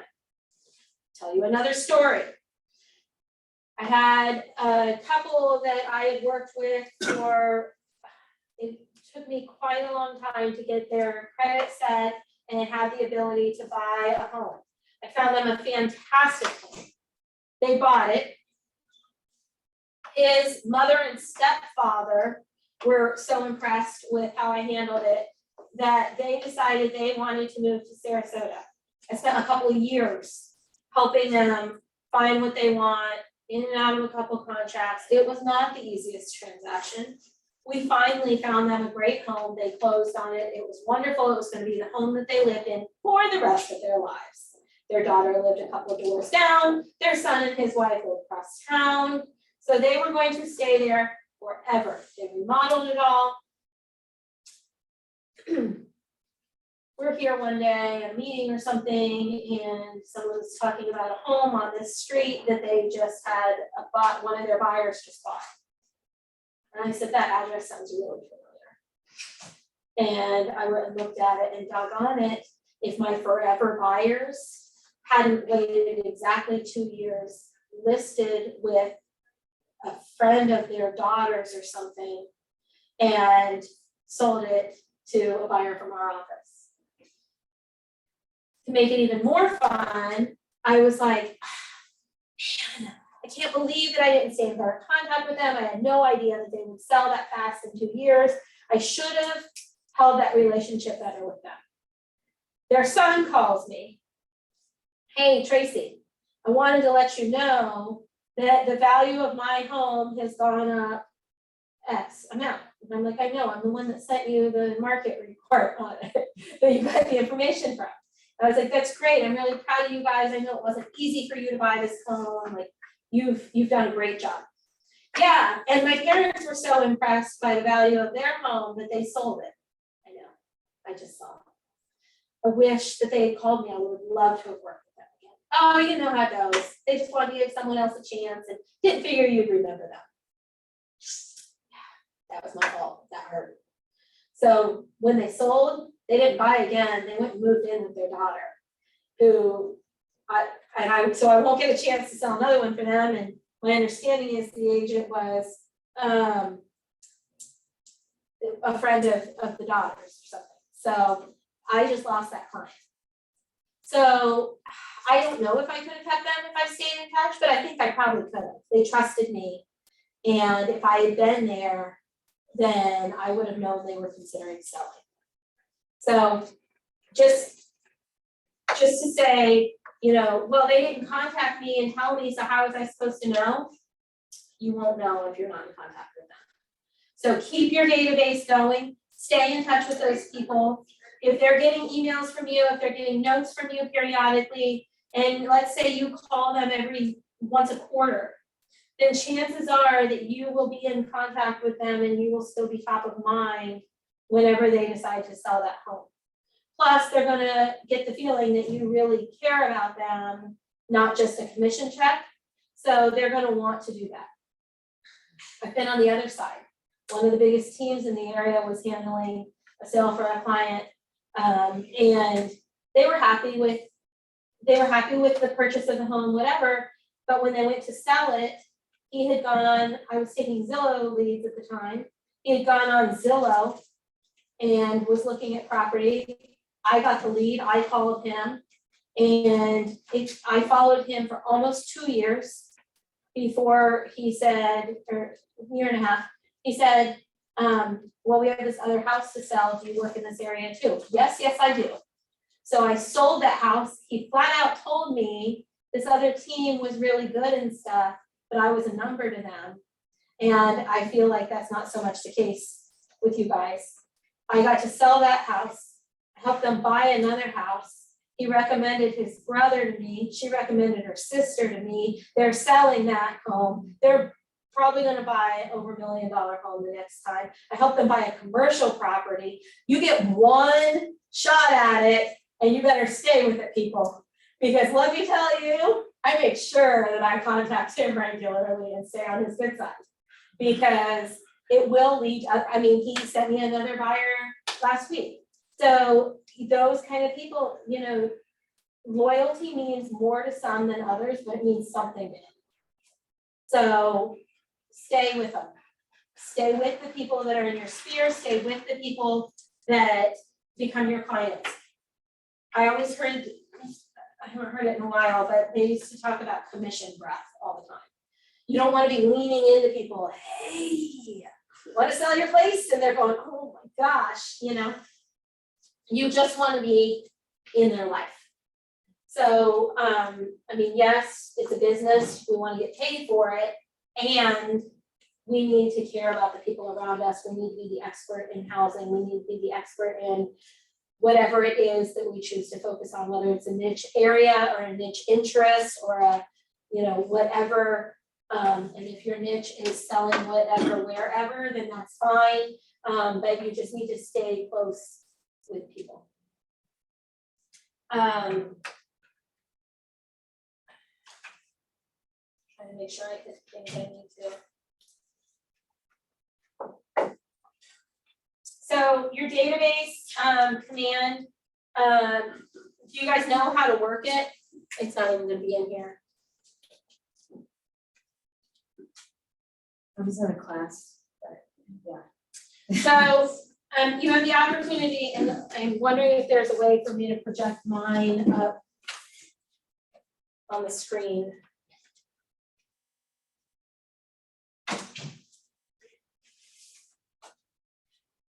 I mean, it's not that hard. There's a spot in there to add new contacts. Everyone you meet, everyone that's in your phone, that's the first big place to go, is just everyone that's in your phone, get them in your database. Everyone you meet that you can hand a card off to, have some kind of business conversation with them, bring up the fact that they live in a home, that they wish they lived in a home, like whatever. Then you want to try to get that information, get them in your database. Yes, to some degree, it is the whole dump them all in there and see what you get out of it. But in my opinion, I will mark people as inactive and then just put them on nothing but an email once a month campaign or something, so that they're getting something. I'm not going to call someone who said, I have no interest in living in a home, I really like it here under the bridge, and call them twice a week for the next 4 weeks or whatever. That's, you know, that's just stupid. But I will do my best to take anyone that I think has an interest in possibly buying or selling, or at least knowing what their home is worth, and putting them on a campaign of making sure that they remember that I am the agent that's an expert for them. So you want to make sure that you're putting yourself out there to meet new people.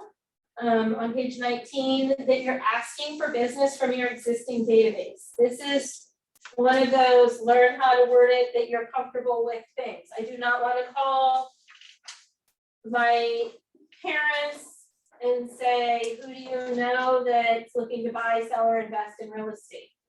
My parents better know that if they have someone, it'd be really nice. I will tell you that sometimes the people that are closest to you are the worst for referrals. My mother, when I got into real estate, would introduce me as my daughter that has 9 kids, and in her spare time, she's taken up a real estate hobby. I should also mention that my parents have plenty of very wealthy friends who could have really made my real estate career for me. So don't assume that because they have the friends or the ability that they necessarily will want to. I have learned that the best way with some people is to prove it. So won't they be surprised when their friend's neighbor puts my sign in or when I put my sign in a friend's neighbor's yard or in my parents' neighbor's yard. But you know, that kind of thing. Also, don't be surprised if your best friend decides to use someone you've never heard of. Sometimes it's because they didn't think that you wanted the business. Sometimes it's because they think it's awkward that you would know their finances and stuff. I have one friend who has told me many times that while they know that we're great agents and they have a nephew in town who is a great agent, they will not do business with us because they think it would be awkward. To which I also remind them that they would rather be paying a stranger than paying someone that they know, love, and trust. So I have told them, use me, use your nephew, but don't use someone just because they have the listing or because they have a listing down the road, because you could actually be helping to pay bills for someone that you care about. And I try to say it as nicely as possible, but you know, basically saying, listen, I could really use your support here. You know, let's talk through this a little bit. Also remember that I'm gonna do my best for you because I have to see you 3 times a week and they don't. So yeah, I mean, don't be afraid to ask for the business. If Uncle John says that he's thinking about selling his place, then don't be like, oh, that's great. Be like, well, don't forget, I'd love to list it for you. But also don't call Uncle John 5 times tomorrow and ask him, please, please, please. So how are you gonna know when your buyer or seller is ready to make a decision to buy or sell? You won't.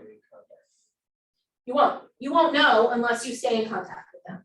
It is unlikely that they will hunt you down. In real estate, there's a tendency, and I think it's become more this way in just about any field, including medicine or anything else, where it's a transactional agreement.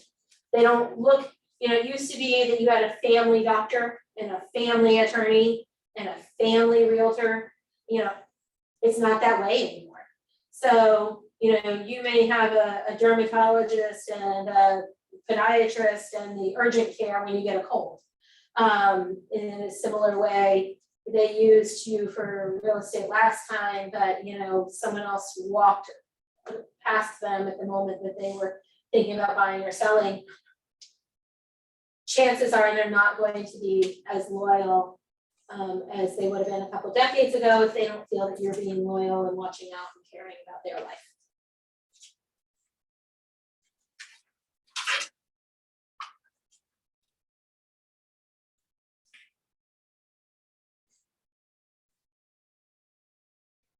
Apparently there's a video about the benefits of an organized database. The benefits Find of- those videos, would they be on demand for, when they say there's a video, do we go somewhere? It's not on command. Let me see if I can find it here. I know a lot of the homework that pages show like video buttons and I wasn't sure where to find this.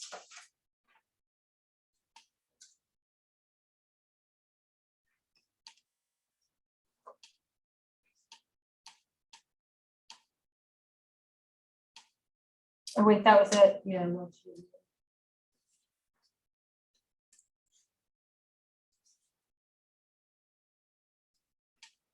Ah!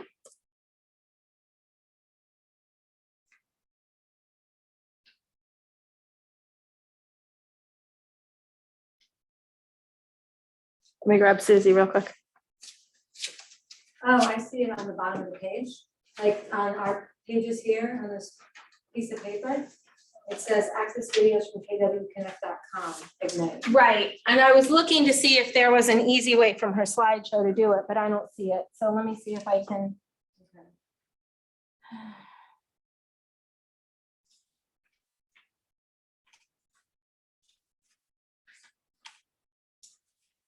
So use that.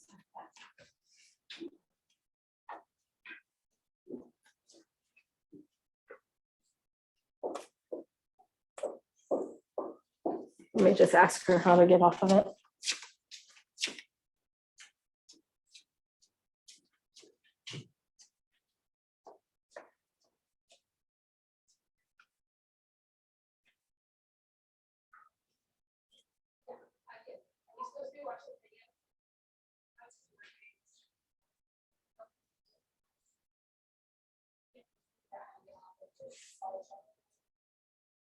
Sure, that's fine.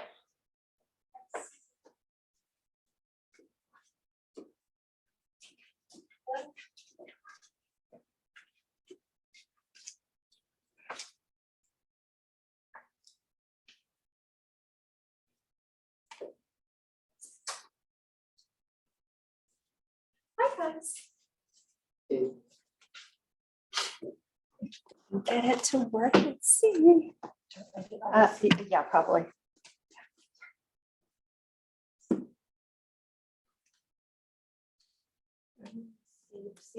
Oh, no. Oh, hey, I didn't bring my glasses.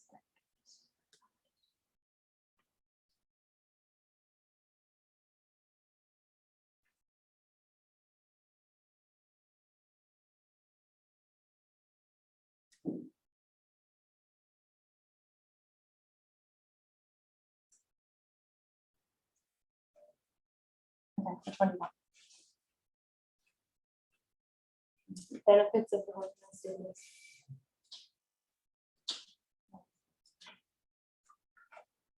How about you want to chat with them about something for a moment? I mean, we on can here? just skip it altogether Okay, if you how about want. we do that? Perfect. Let's do that. Are you okay? I'd like to introduce you all to the handsome guy in the back corner that just snuck in late. That's my husband. That was Did you get the listing? Did you get the listing? I don't know, it's possible. Okay, so we're skipping videos.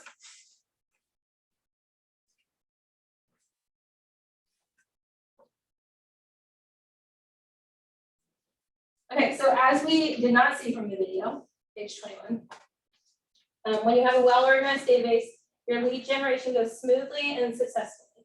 So you want to, I mean, basically what we've talked about here is that the goal is to have at least 200 names in your database to get as much complete information as you can on them. So that's step one, completing the contact. Step two is classifying them.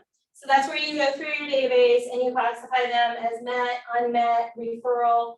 You can further classify them as you grow to be first-time buyers or buyers in Lakewood Ranch or vacation home searchers or, you know, whatever. You can add all those kind of tags so that you're able to pull up groups of people as needed. But classifying them so that you know what kind of contact to make with them is very helpful. Because you don't have to remember back to how you met them, what you need to do every time. You just put together a couple of different programs and you shoot that program off to them. And then the campaign is the 36 touch that we've talked about. So we used to have like already made 36 touch campaigns. They were super easy. My understanding is that they're working on doing that again, or that there is some form of that in Command. So as you learn more about Command, they're going to help you with that. But I'm just going to kind of flip through this real quick, but on page 23, it shows you all of the things that they're hoping that you'll find about those contacts. They talk about a spreadsheet. I feel like that's unnecessary at this point in the program that we have in Command. You don't need to have an active spreadsheet of all your contacts. That's the whole purpose of CRM. Yeah. It's really different between this and like doing it in Excel or something like that, or just specifically tailored for contacts. So doing it in KW Command is going to give you the opportunity to not only pull them up. I am not an Excel guru, he is, but we have done programs in Excel before. The difference with Command is that you can go straight from that contact, you know, you can go straight from Mr. Smith's contact and email him off something directly from there. You don't have to go copy and paste the email into something, whatever. It keeps all of your notes right there. So you wanna make sure you keep notes every time you're in contact with someone. So that next time you call them and they told you that their dog died last week, you're not pretending it never happened. You can say, hey, so, you know, I don't know, like, you don't wanna be like, did you get a new dog if they were brokenhearted? But, you know, you can try to, like, whatever's going on in their life, you try to stay current with that. Remember, the goal is to actually form a relationship with these people, not to just cold call them again and again and again. So keeping notes, you can remember, okay, last time I talked to them, they said that in 6 months, approximately 6 months, they were thinking they might want to sell. That's really important information, because 3 months from now, you want to make sure that they have all the information they could possibly want on selling their home. Chances are, if they say a year, you need to be looking at 6 months. You always need to be ahead of when they say. So keeping notes like that. You want to keep the notes, you want to have the ability to send things out quickly. Command and any other CRM will give you the ability to pull groups of people for all different reasons, however you set it up. Some of them are preset, like buyer, seller, cold lead, buying in 6 to 12 months, that kind of stuff. But like I said, you can add tags such as they go to your kid's school, or they're from Pennsylvania and you know you want to treat people from Pennsylvania with extra special love. So you know you can categorize them and pull from that really easily. So if you're sending out a campaign, I assume, I think you said you do it once a quarter, something like that, to touch the unmets and the referrals on a regular basis, is that? So if it's it depends on what if it's someone that has told me that they don't remember me and don't really have intention of buying or selling anytime soon, but they haven't told me to not contact them. Or, you know, like we have a big percentage of our database that they're like, no, we're not interested, thanks for calling. Like, then those people will put on like an inactive status and just put them on an email drip maybe once a month. Okay. Referrals, if someone refers someone to you, like an agent referral, you better be on that every day. Like, I mean, not bugging the heck out of them, but you keep them at the top of your list all the time. Chances are they're ready to go until they tell you, you know what, we're gonna put a pin in this and come back in 6 months. You tailor it, but for, you know, whatever your general population is, without all the special notes, whatever, then there's actually a list in here.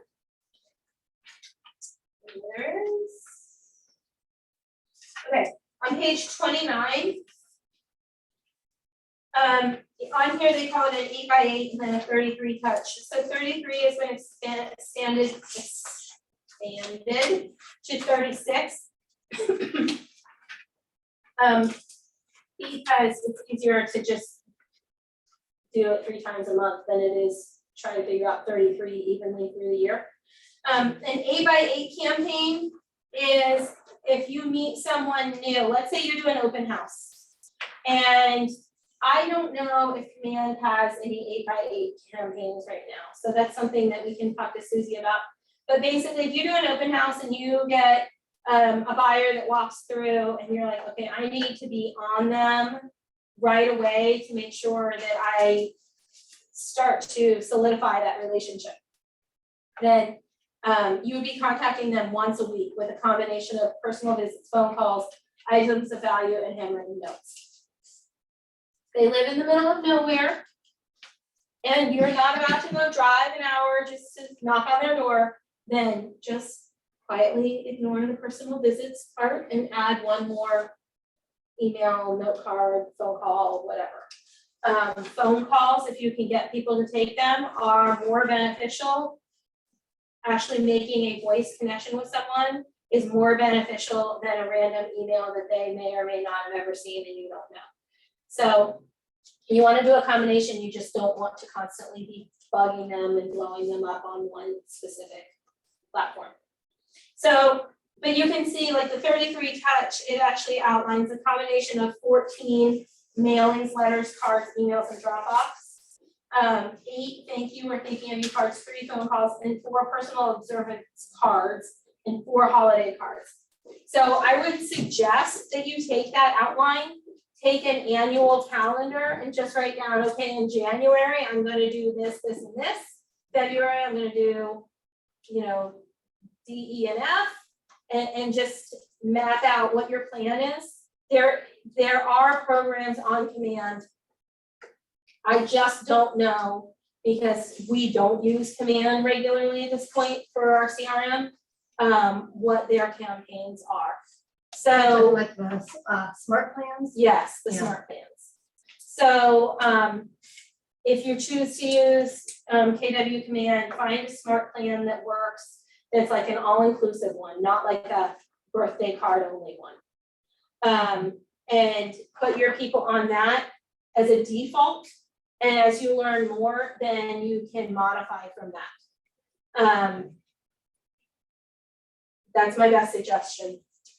So when it says here, like edge database management system, it says KW set and go technology with building campaign messages, makes it easy. And you have the opportunity to launch campaigns. So what does it automatically generate? Yes. So if you put your people in a smart plan that says that they're gonna get a market report for their home once a quarter, for example, then that's gonna go out without you doing another thing. You're just gonna get a note in their contact that says market report sent such and such date. So how does it generate the market report? You put the address in, Right. and it's gonna pull from, Comps? yeah, it's gonna pull from comps from a certain distance around that home. Now, to do it through command, do you have to be connected to Twilio? Twilio. No, Okay. just don't, yes and no. Okay, so yes, it will push Twilio and it will tell you, we can't text this, you don't have money in your Twilio account. Mhm. Pick up your phone and send a text. The program we use now, we do text from it, but the way Twilio has it set up, I really can't recommend. So, I think I still have money sitting in my Twilio account because, you know, it was the greatest thing and we were all supposed to put some money in it and use it and see how great it was and whatever. Here's the thing with Twilio. The first time that it goes to send a message out, it sends them this is an automated text. If you would not like to receive the text, press no now. So they have. They don't no know who it's idea coming from, they don't know why they're receiving this, they're gonna say no.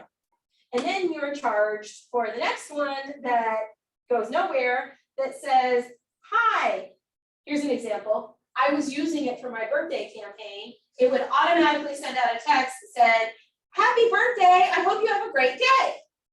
And I thought, well, this is great. I'm sure that the text actually like has my phone number. So when it sends it out to my friends, it comes up as Tracy sent them a text and, you know, whatever, right? I mean, that'd be cool. Or it said something like, hey, it's Tracy, happy birthday. Nope.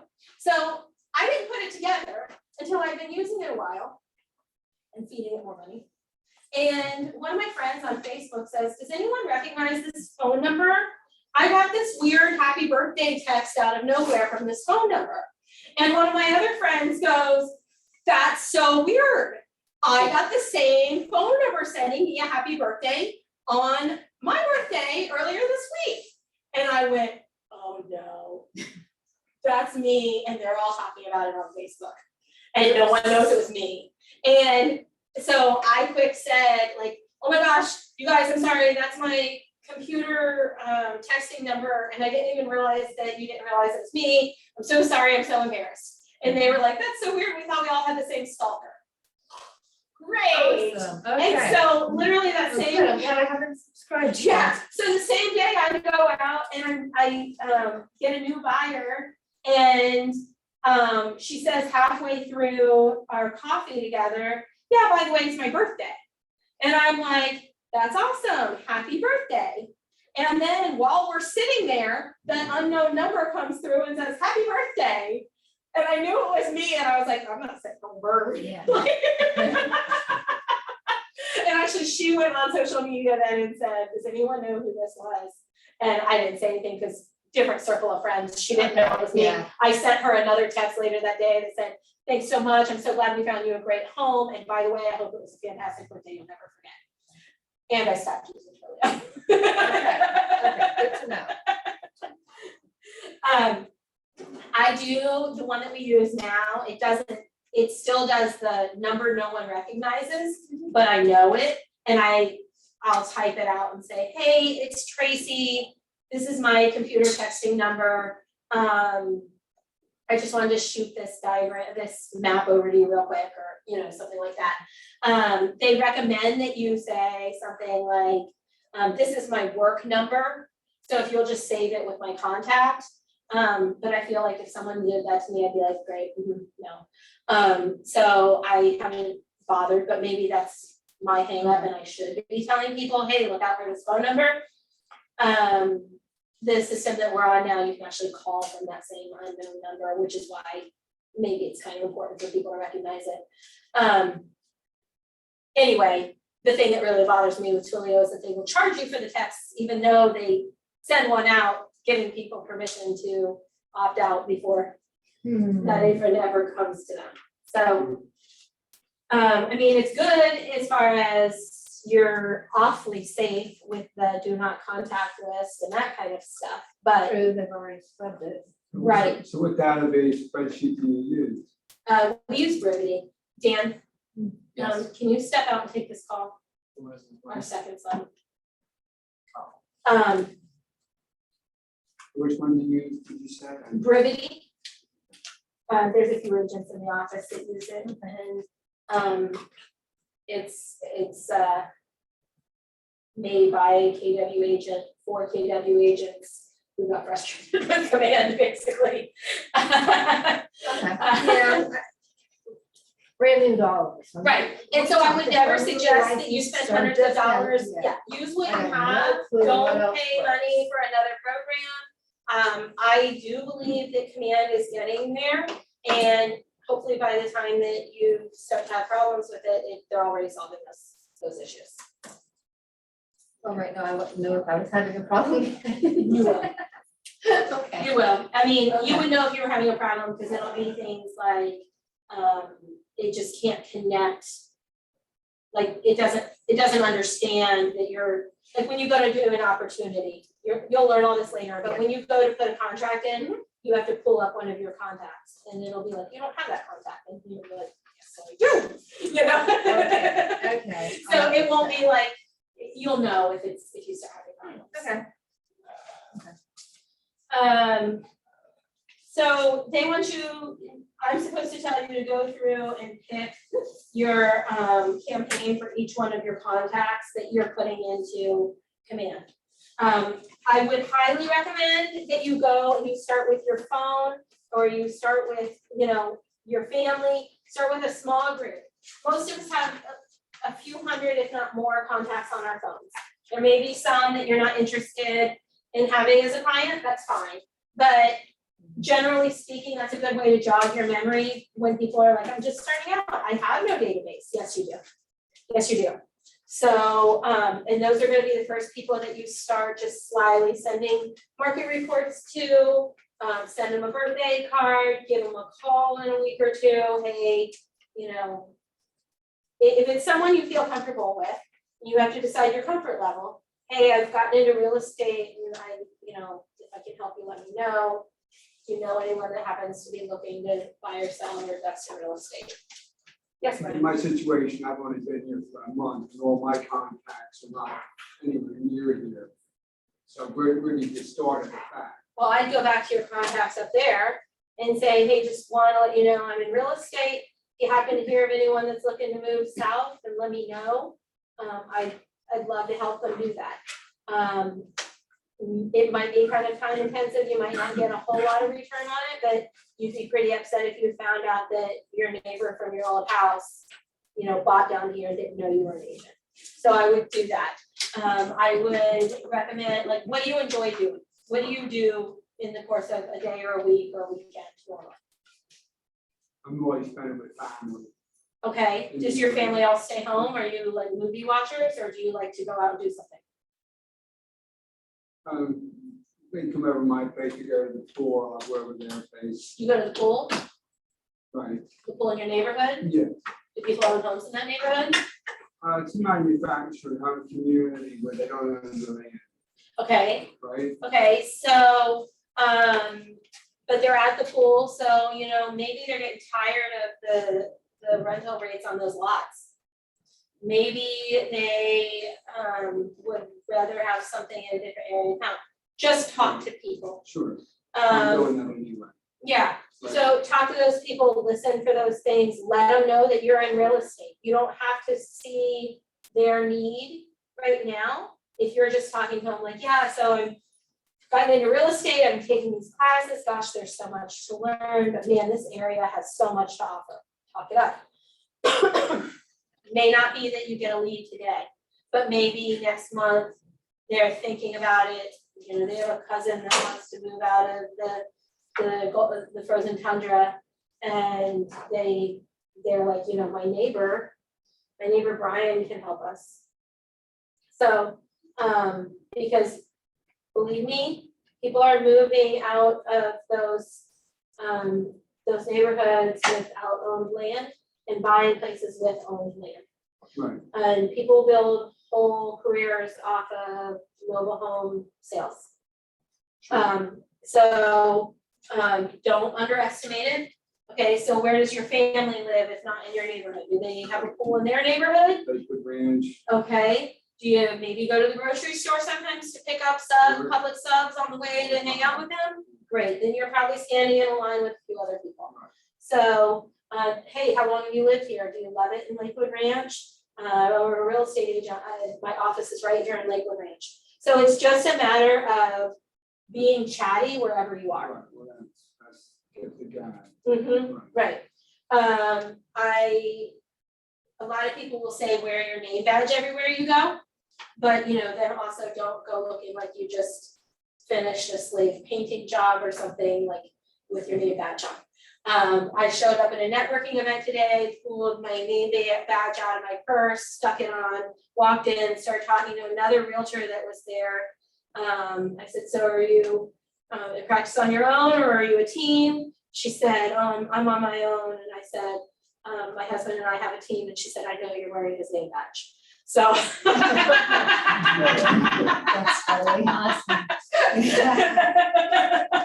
So make sure it's your name badge you're wearing. I've been told people will purposely put it upside down. So that you're walking through Publix and someone will stop you and say, your name tag's upside down. Oh my gosh, I've been so busy today at showings. I wonder how many of my clients saw it that way. So embarrassing. So do you live around here? Like, but I mean, anytime that you can strike up a conversation, especially in the current climate, there's a good chance that it's gonna come back to the area that we're in, the market that we're in, something going on in their personal life that they need to make a change for. So, you know, if they live in a 2-2 townhome and they're getting ready to have their third child, or mom's moving in with them, then they probably need to get out of that little townhome and into something else. People have problems. Your job is to figure out what it is and how you can solve it for them.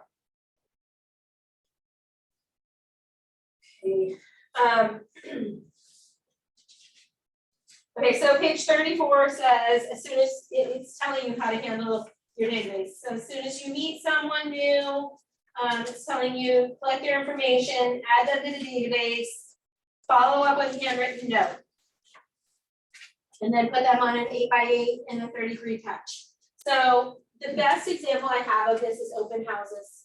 I spent most of my first 2 years building my business on open houses. And like I said, I would take all those people and I would go home on Sunday evening, or it was usually Sundays at that time. And I would put them in the database, and as I put them in the database, before I went to the next person, I'd write a quick note. Thanks so much for coming to the open house today. It was great to meet you and your wife, Mary. I can't, you know, I'd love to help you find a home here in Lakewood Ridge. And stick it in the mail. then I call them a few days later. Hey, I just wanted to tell you that I enjoyed, oh, good, you did get my note card, so glad. Okay, well, let me know anytime I can be of help. That was one of my touches on my 8x8, you know?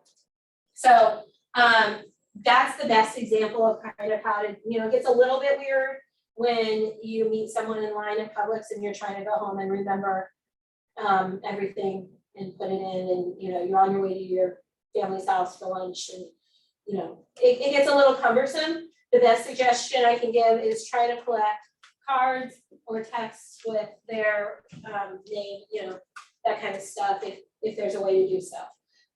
Sometimes I've been known to just look them up on social media. So you meet someone in line at Publix, you know, Carrie was buying a giant bag of dog food, and you struck up a conversation about what kind of dog she has. You find her on Facebook and you know, friend her, whatever. You know, sometimes you get lucky that way. Sometimes it sounds like you're a stalker. Try to go for the least stalky conversation possible.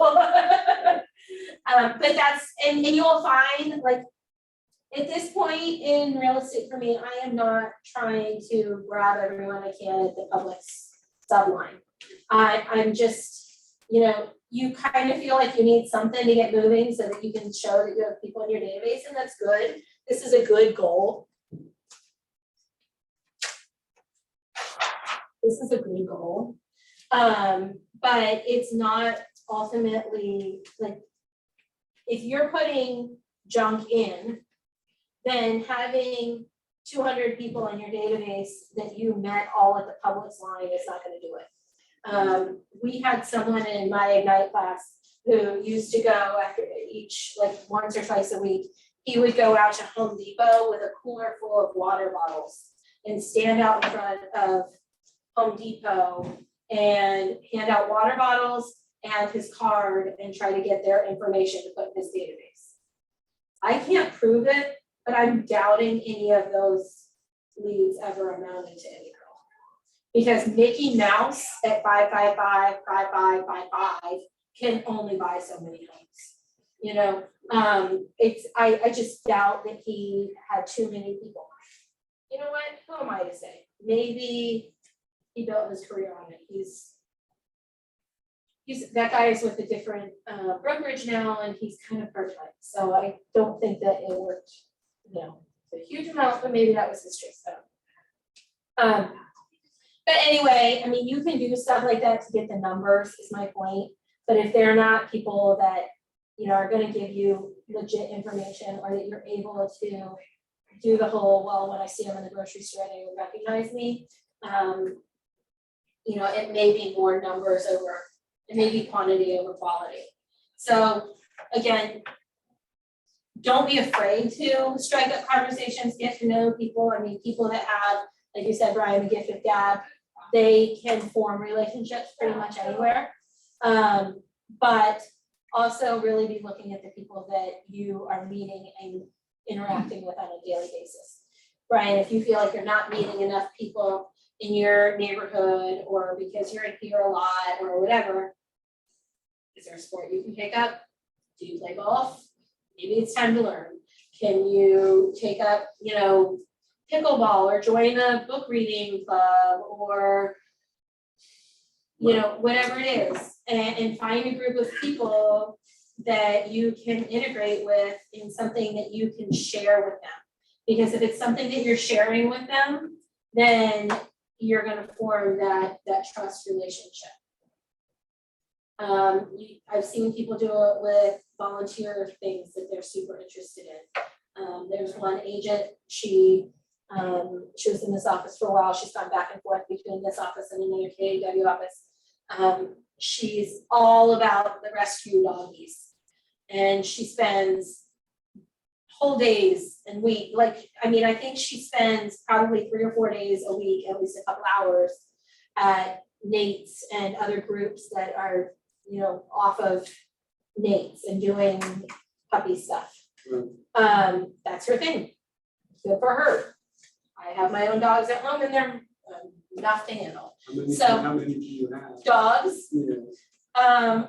we have 2 to 4. That's a broad answer.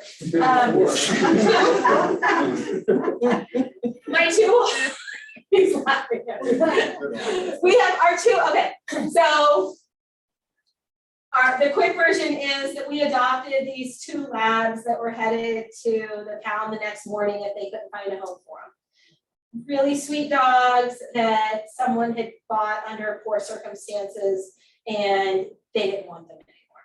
And I had a 7-day-old and had said, no, we are not getting any dogs. And we went the next morning and got the dogs. And when I saw them and talked to the guy, my first question is, so you're sure that she's not pregnant though? Oh, absolutely not. He was wrong. No way. So we had had him about 4 or 5 weeks and we had 8 puppies.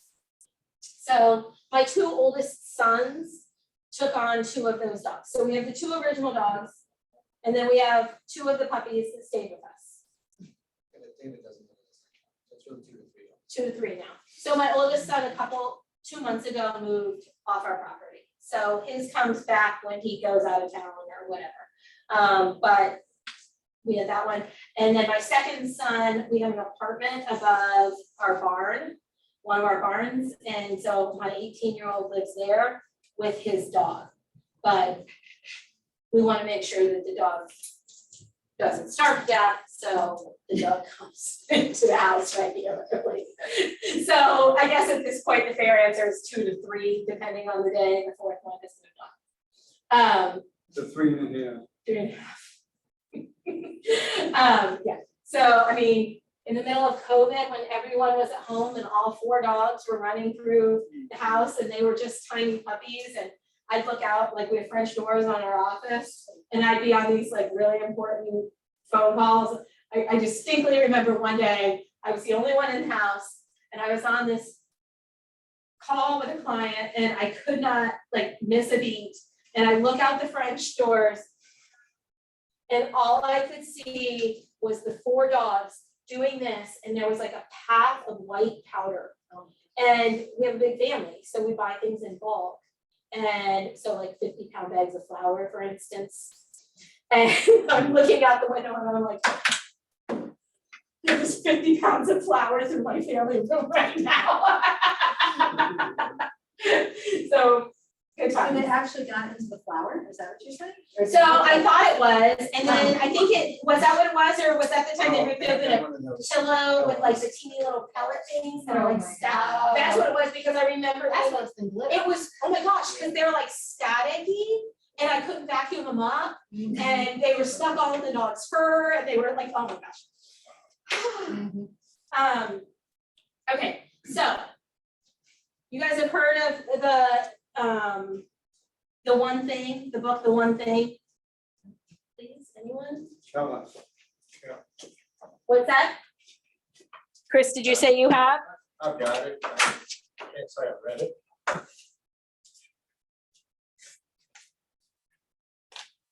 I don't have enough in here to give out, or I would take liberties.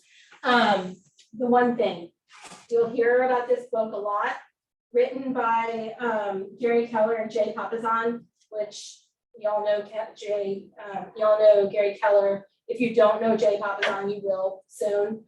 Pretty much KW royalty. And it's not specifically written for real estate. As a matter of fact, Deanne's boss, when he was in engineering management, had him read it. But the point is, stop chasing all the things and decide what the one most important thing that, if done right, everything else will go fine, is in your business. The one thing that you need to put your time into. You maybe have heard the expression that 80% of your results come from 20% of your work. So you've got to figure out what's worth being that 20% that's the most important thing that's going to drive everything else. Can any of you guys tell me what in real estate that is, your one thing? lead generation. If you're generating leads, you're generating solid leads of people who are looking to buy, sell, or invest, then they will buy, sell, or invest. If you find the lead, you stay in contact with them, you create that relationship with them, you will have business. So that's why Susie's probably talked to you, you've probably heard around the office that from 8 to 11 every day, your behind needs to be in a seat. You need to be on the phone, or you need to be out somewhere where you are actively making connections for your business. And if 11 o'clock comes and you don't have appointments, if you don't have other stuff that you need to send off to people, whatever, then lead generation, you need more of it. So the goal is to make your appointments for the afternoons and to spend the mornings lead generating. If you get to the afternoon, you don't have appointments, you keep lead generating because they're not going to magically fall to you. Keller Williams does not provide leads in general. There are some teams that have some other stuff, you know, whatever, they've sectioned things out. But in general, the single agent in our office is not being handed any leads. You need to go find them. You need to find where to find them. You need to know how to keep them in contact. That is your one thing. So if you have to boil down your job to one task, it is to go find leads. Did I hammer that home enough? Okay. It actually says, hammer home the point that their job is to lead generate every day. Hammering it home.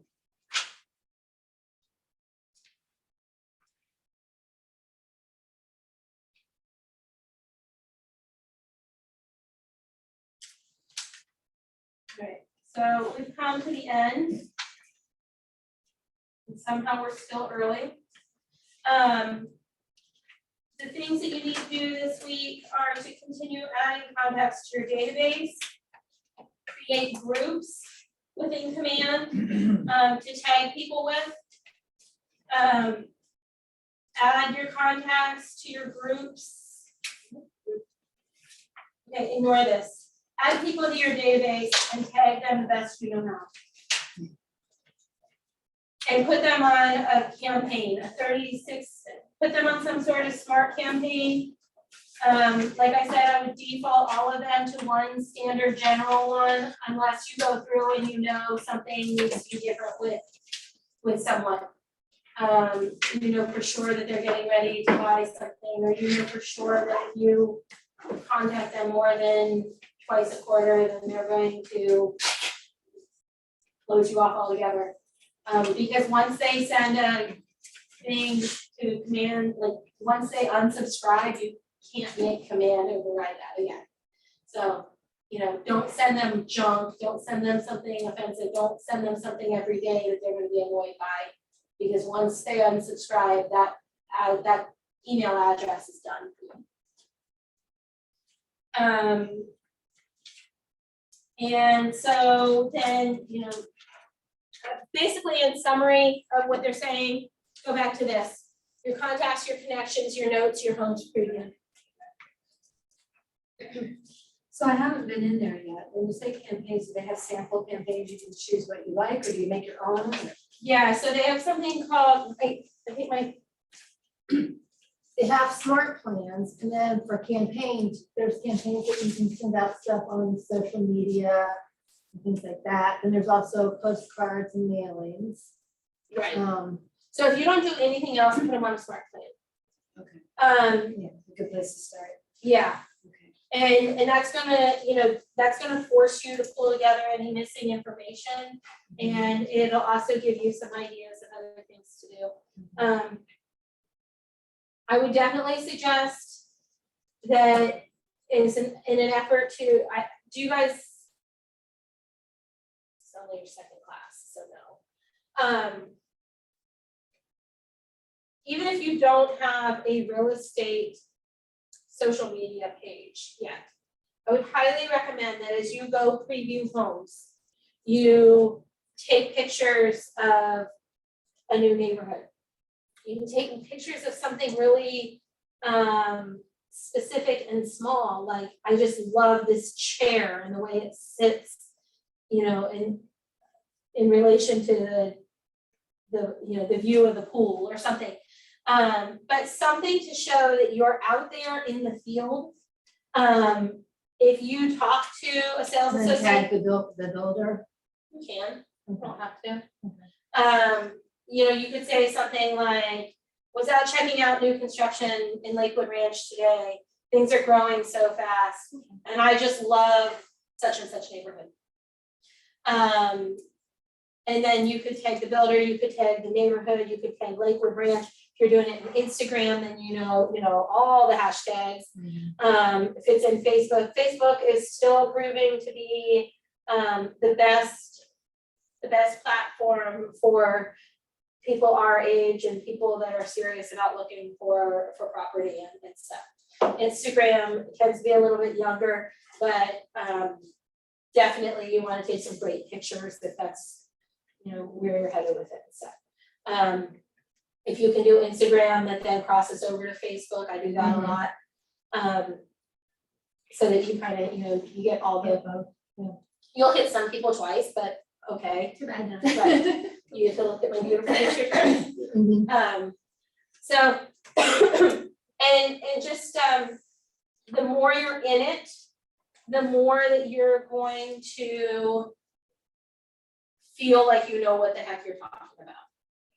So, you know, when people ask you the questions, you can give educated answers. When you have these broad discussions, a lot of times someone will ask me like a really big picture question, and I'll be like, I'll boil it down to something really specific, you know, like, gosh, Sarasota and Manatee are just growing so fast. I mean, is there even any property to buy? Oh, I gotta tell you about this great neighborhood I was in the other day. And, you know, there are definitely homes to be had. Turns out they have floor plans from 1,300 to 3,300 square feet, and their price ranges from 300 to $1 million. And, you know, you've got to see this. You should drive through there sometime. Call me if you want me to go with you. Just the more things you can expose yourself to, the more you feel confident. And you definitely, you know, people have asked, and I know it was a question that I had when I was new, was I don't have the experience, I don't have the numbers, I don't have whatever to look like I know what the heck I'm talking about. Okay, so you walk through and you get an idea of some of these new neighborhoods, and you decide that, you know, this week or this month, you're gonna be a Lakewood Ranch specialist on your social media. And you can throw out statistics for the office or for the Sarasota, like, I mean, I wouldn't throw out, like, I wouldn't claim the Realtor Association of Sarasota Manatee as your sales, but you definitely can say, we have, I don't know if you know how. And I'm learning. Yeah. Starting to. so I don't know how to tell you to do it right off the top of my head with my computer dead, but if anyone wants to learn, give me a call. But you can say something like, well, currently my brokerage has 4 listings available in Lakewood Ranch, and my office, blah, blah, blah.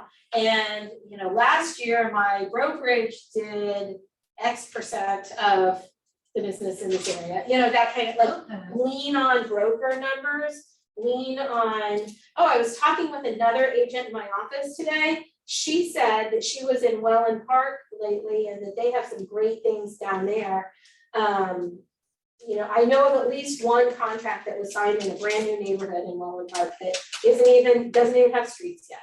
You know, that kind of, like, listen to what other agents in the office are saying and use it like a close personal friend of yours kind of conversation, or we're a team, and you know, and people will say, well, do you have the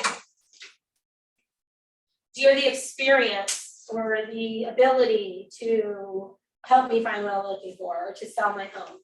Yes, we have a fantastic team in our brokerage that includes lenders, inspectors, seasoned agents, title companies, claim it as your team.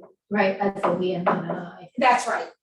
Because while it may not be the Emily real estate team, it is the Keller Williams Realty Select team. And that's good enough. And have fun with going to the open houses and, I'm looking forward to that one tonight. Oh, yeah, Yes. Mark Mid Yachts, Yes. the broker open, do you all know about that? Let me see if I can find it real quick. So Mark Miget is an agent and team leader in our office. He has a private office off campus, so to speak. And he has a 4-point-something listing on the Manatee River tonight. 4.7 or 4.3? See, Yeah, It's up country there. club. It's up there. it's not a country club. What's that? It's not a country club, it's on the river.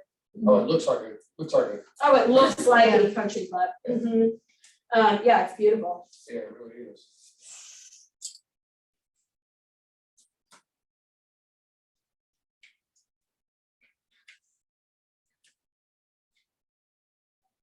Try to see what time it is, like, send it out to you guys. 4:30 to 6, 4:30 to 7. I think it was 7. Do they list open houses that are going on with the office like each week or something somewhere? We should. You could pull it up on MLS.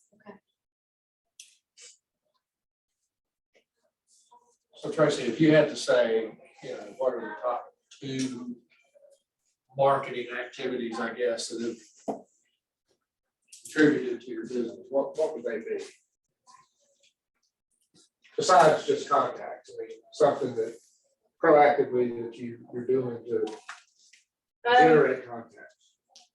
I'm gonna be honest that I have become too reliant on my sphere just knowing to come to me. Oh, yeah, 9 kids Um, probably have a big sphere.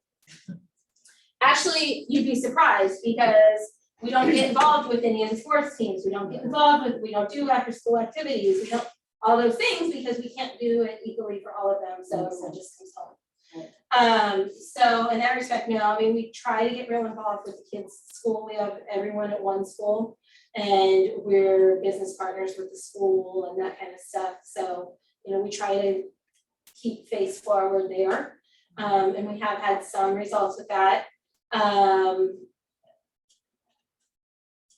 I try to be active, not so much with my own social media pages, but with joining groups of people that are looking for agents in the area and stuff, although I will say that I used to do well with that. Now there's so many agents that I think they just sit in front of their computer waiting for someone on the, Sarasota, whatever group to say, I wish I knew an agent. And then, there's like 70 pick-me's in the first 20 minutes. Where have most of our deals come from lately, Dan? Referrals, Agent referrals, Yeah, client we've had a referrals, fair amount of agent referrals. getting to know other agents in other areas. Yes, the reason I asked is I brought it up the last meeting we had, such as there's a lady in my neighborhood. She's done really well. I think she sold 14 homes last year, probably average over 500,000. So that one little neighborhood worked out pretty good for her. Yeah. She's done a good job. She sends out something about once a quarter. Mhm. Same type thing, works for Keller Williams on the water. Now I've got some people that I know. I've got a referral that works well. I thought, hey, I need to do the same thing. It's just too good a market for that one person. Yeah, right. So I don't know who would I go to What's as the far as name? some type of camp. You have to agree with it. What is it? What's the neighborhood? Out of curiosity. Let me see. Esplanade and Artist Lakes. Okay. So I need to come up with That's- something that's gonna be really strong to compete, because, I don't know if it's that 20% thing that you brought up before. Yeah, she's I mean- probably above that 20%. And that doesn't mean that she owns it and you can't touch it. It's not like there's some unwritten law. It just means that you'll be swimming upstream a little bit. Because they see your name around, but that doesn't mean that, you know, you can't do it. Keep in mind that when you do a farm, it could take you 6 months to 2 years to see any results from it. So, you know, maybe by then she'll retire. I don't know who it is. I don't like competition. Yeah. It'll cause a little rough, because we have some mutual friends and stuff too. Okay. So it's really kind of funny, but I guess who do I go to, or where can I get that? I need to craft that thing myself and. Yeah, I mean, that's, for the past week, we've had our son working on, fine, you wanna farm this area, come up with a plan. So, what we told him is you need to be reaching the neighborhood at least once a month. And that needs to be a combination of mailings and phone calls. And if you're in a neighborhood where you can comfortably and safely do it, then door knocking is still a thing. People are like, oh my gosh, I thought that was 1945. No, people still do it.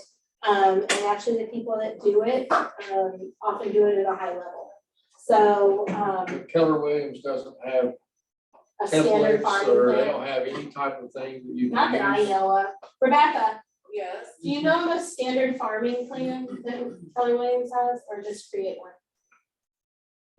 Oh, with farming an area. Yeah. My question is, if, say I want to, start doing a mailer in my neighborhood, do I need to just craft this thing myself, or is there somewhere I can go to get some templates that you can kind of massage, or?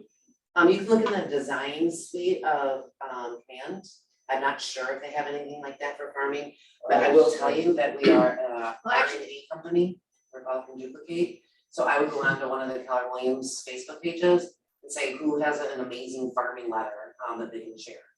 You'll probably get 5 or 10 of them. Yeah, I just would like to see something that's been successful, because I'm just like you, no reason for me to. Yeah, by the way, it's great to see that. Yeah. I mean, what we told our son when he decided that that's what he wanted to do was, okay, so you need to touch on at least once a month, and it needs to be a combination of these things, and you need to be having a contribution. We're not willing to put any money into this until you show us you have a plan for the next 12 months.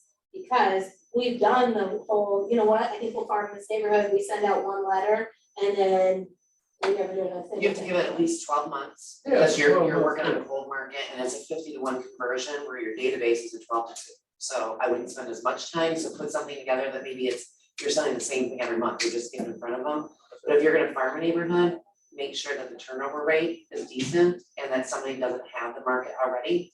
And you're not gonna win any relationships just by letters or postcards. You need to door knock. You need to offer something of value, like, you know what, I'm going to sponsor a neighborhood garage sale. I'll pay for the advertising. You just need to put my flyers out there, and then you're there that day, put the signs up, and you're something, you know. In If your they don't have a neighborhood, community Facebook group, create a community Facebook group, you know, things like Well, that. that's where just in my, such as, I've got sponsors, in the neighborhood. And, they're your promoters. And, but, this supplements that, because, yeah, hey, I got his stuff. Yeah, right, you want your name to be recognized. So it's, I understand it's a long-term deal, and you just put it on Right. there, and you just let it go. But you gotta just get started. Yeah. that's There's a right. program Yeah. somewhere on our MLS, and I spent the last 2 weeks searching for it and still have not found it. We own a couple investment homes, and other agents are farming those neighborhoods, and they send me these tables of what is sold in the neighborhood, and it's clearly a super simple, like, they pushed a button and it fed out, Was that Trend Graphics? It might be, because just the other day she was telling me about this fantastic program, and I'm like, I don't need it.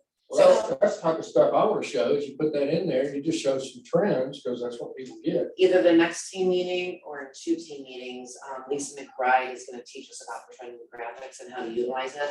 Our top agents are using it, you guys are paying for it monthly. So anything that is coming out of your pocket or is of value to you that Keller Williams provides, we're gonna teach you and train you how to utilize it.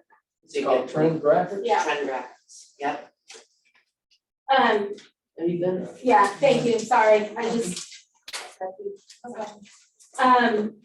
So, I mean, something like that where once a quarter or once a month even, but it's not gonna change that much, you know, all that much, month to month. But if you send them like once a quarter, an update on what is sold in the neighborhood. You know, quite frankly, I don't even really believe in this stuff that much as far as mailers and everything. Yeah, I know all the stats and everything, it's just not a great return unless you've got other people, say within a community that Yeah, are sponsors. They're not gonna call you because they got that, but it's just one more way to keep your name top of mind, and then you have Right. people talking about you, saying how great you are, and then Small, you know, Yeah, small, yeah. very focused, you know, community type thing.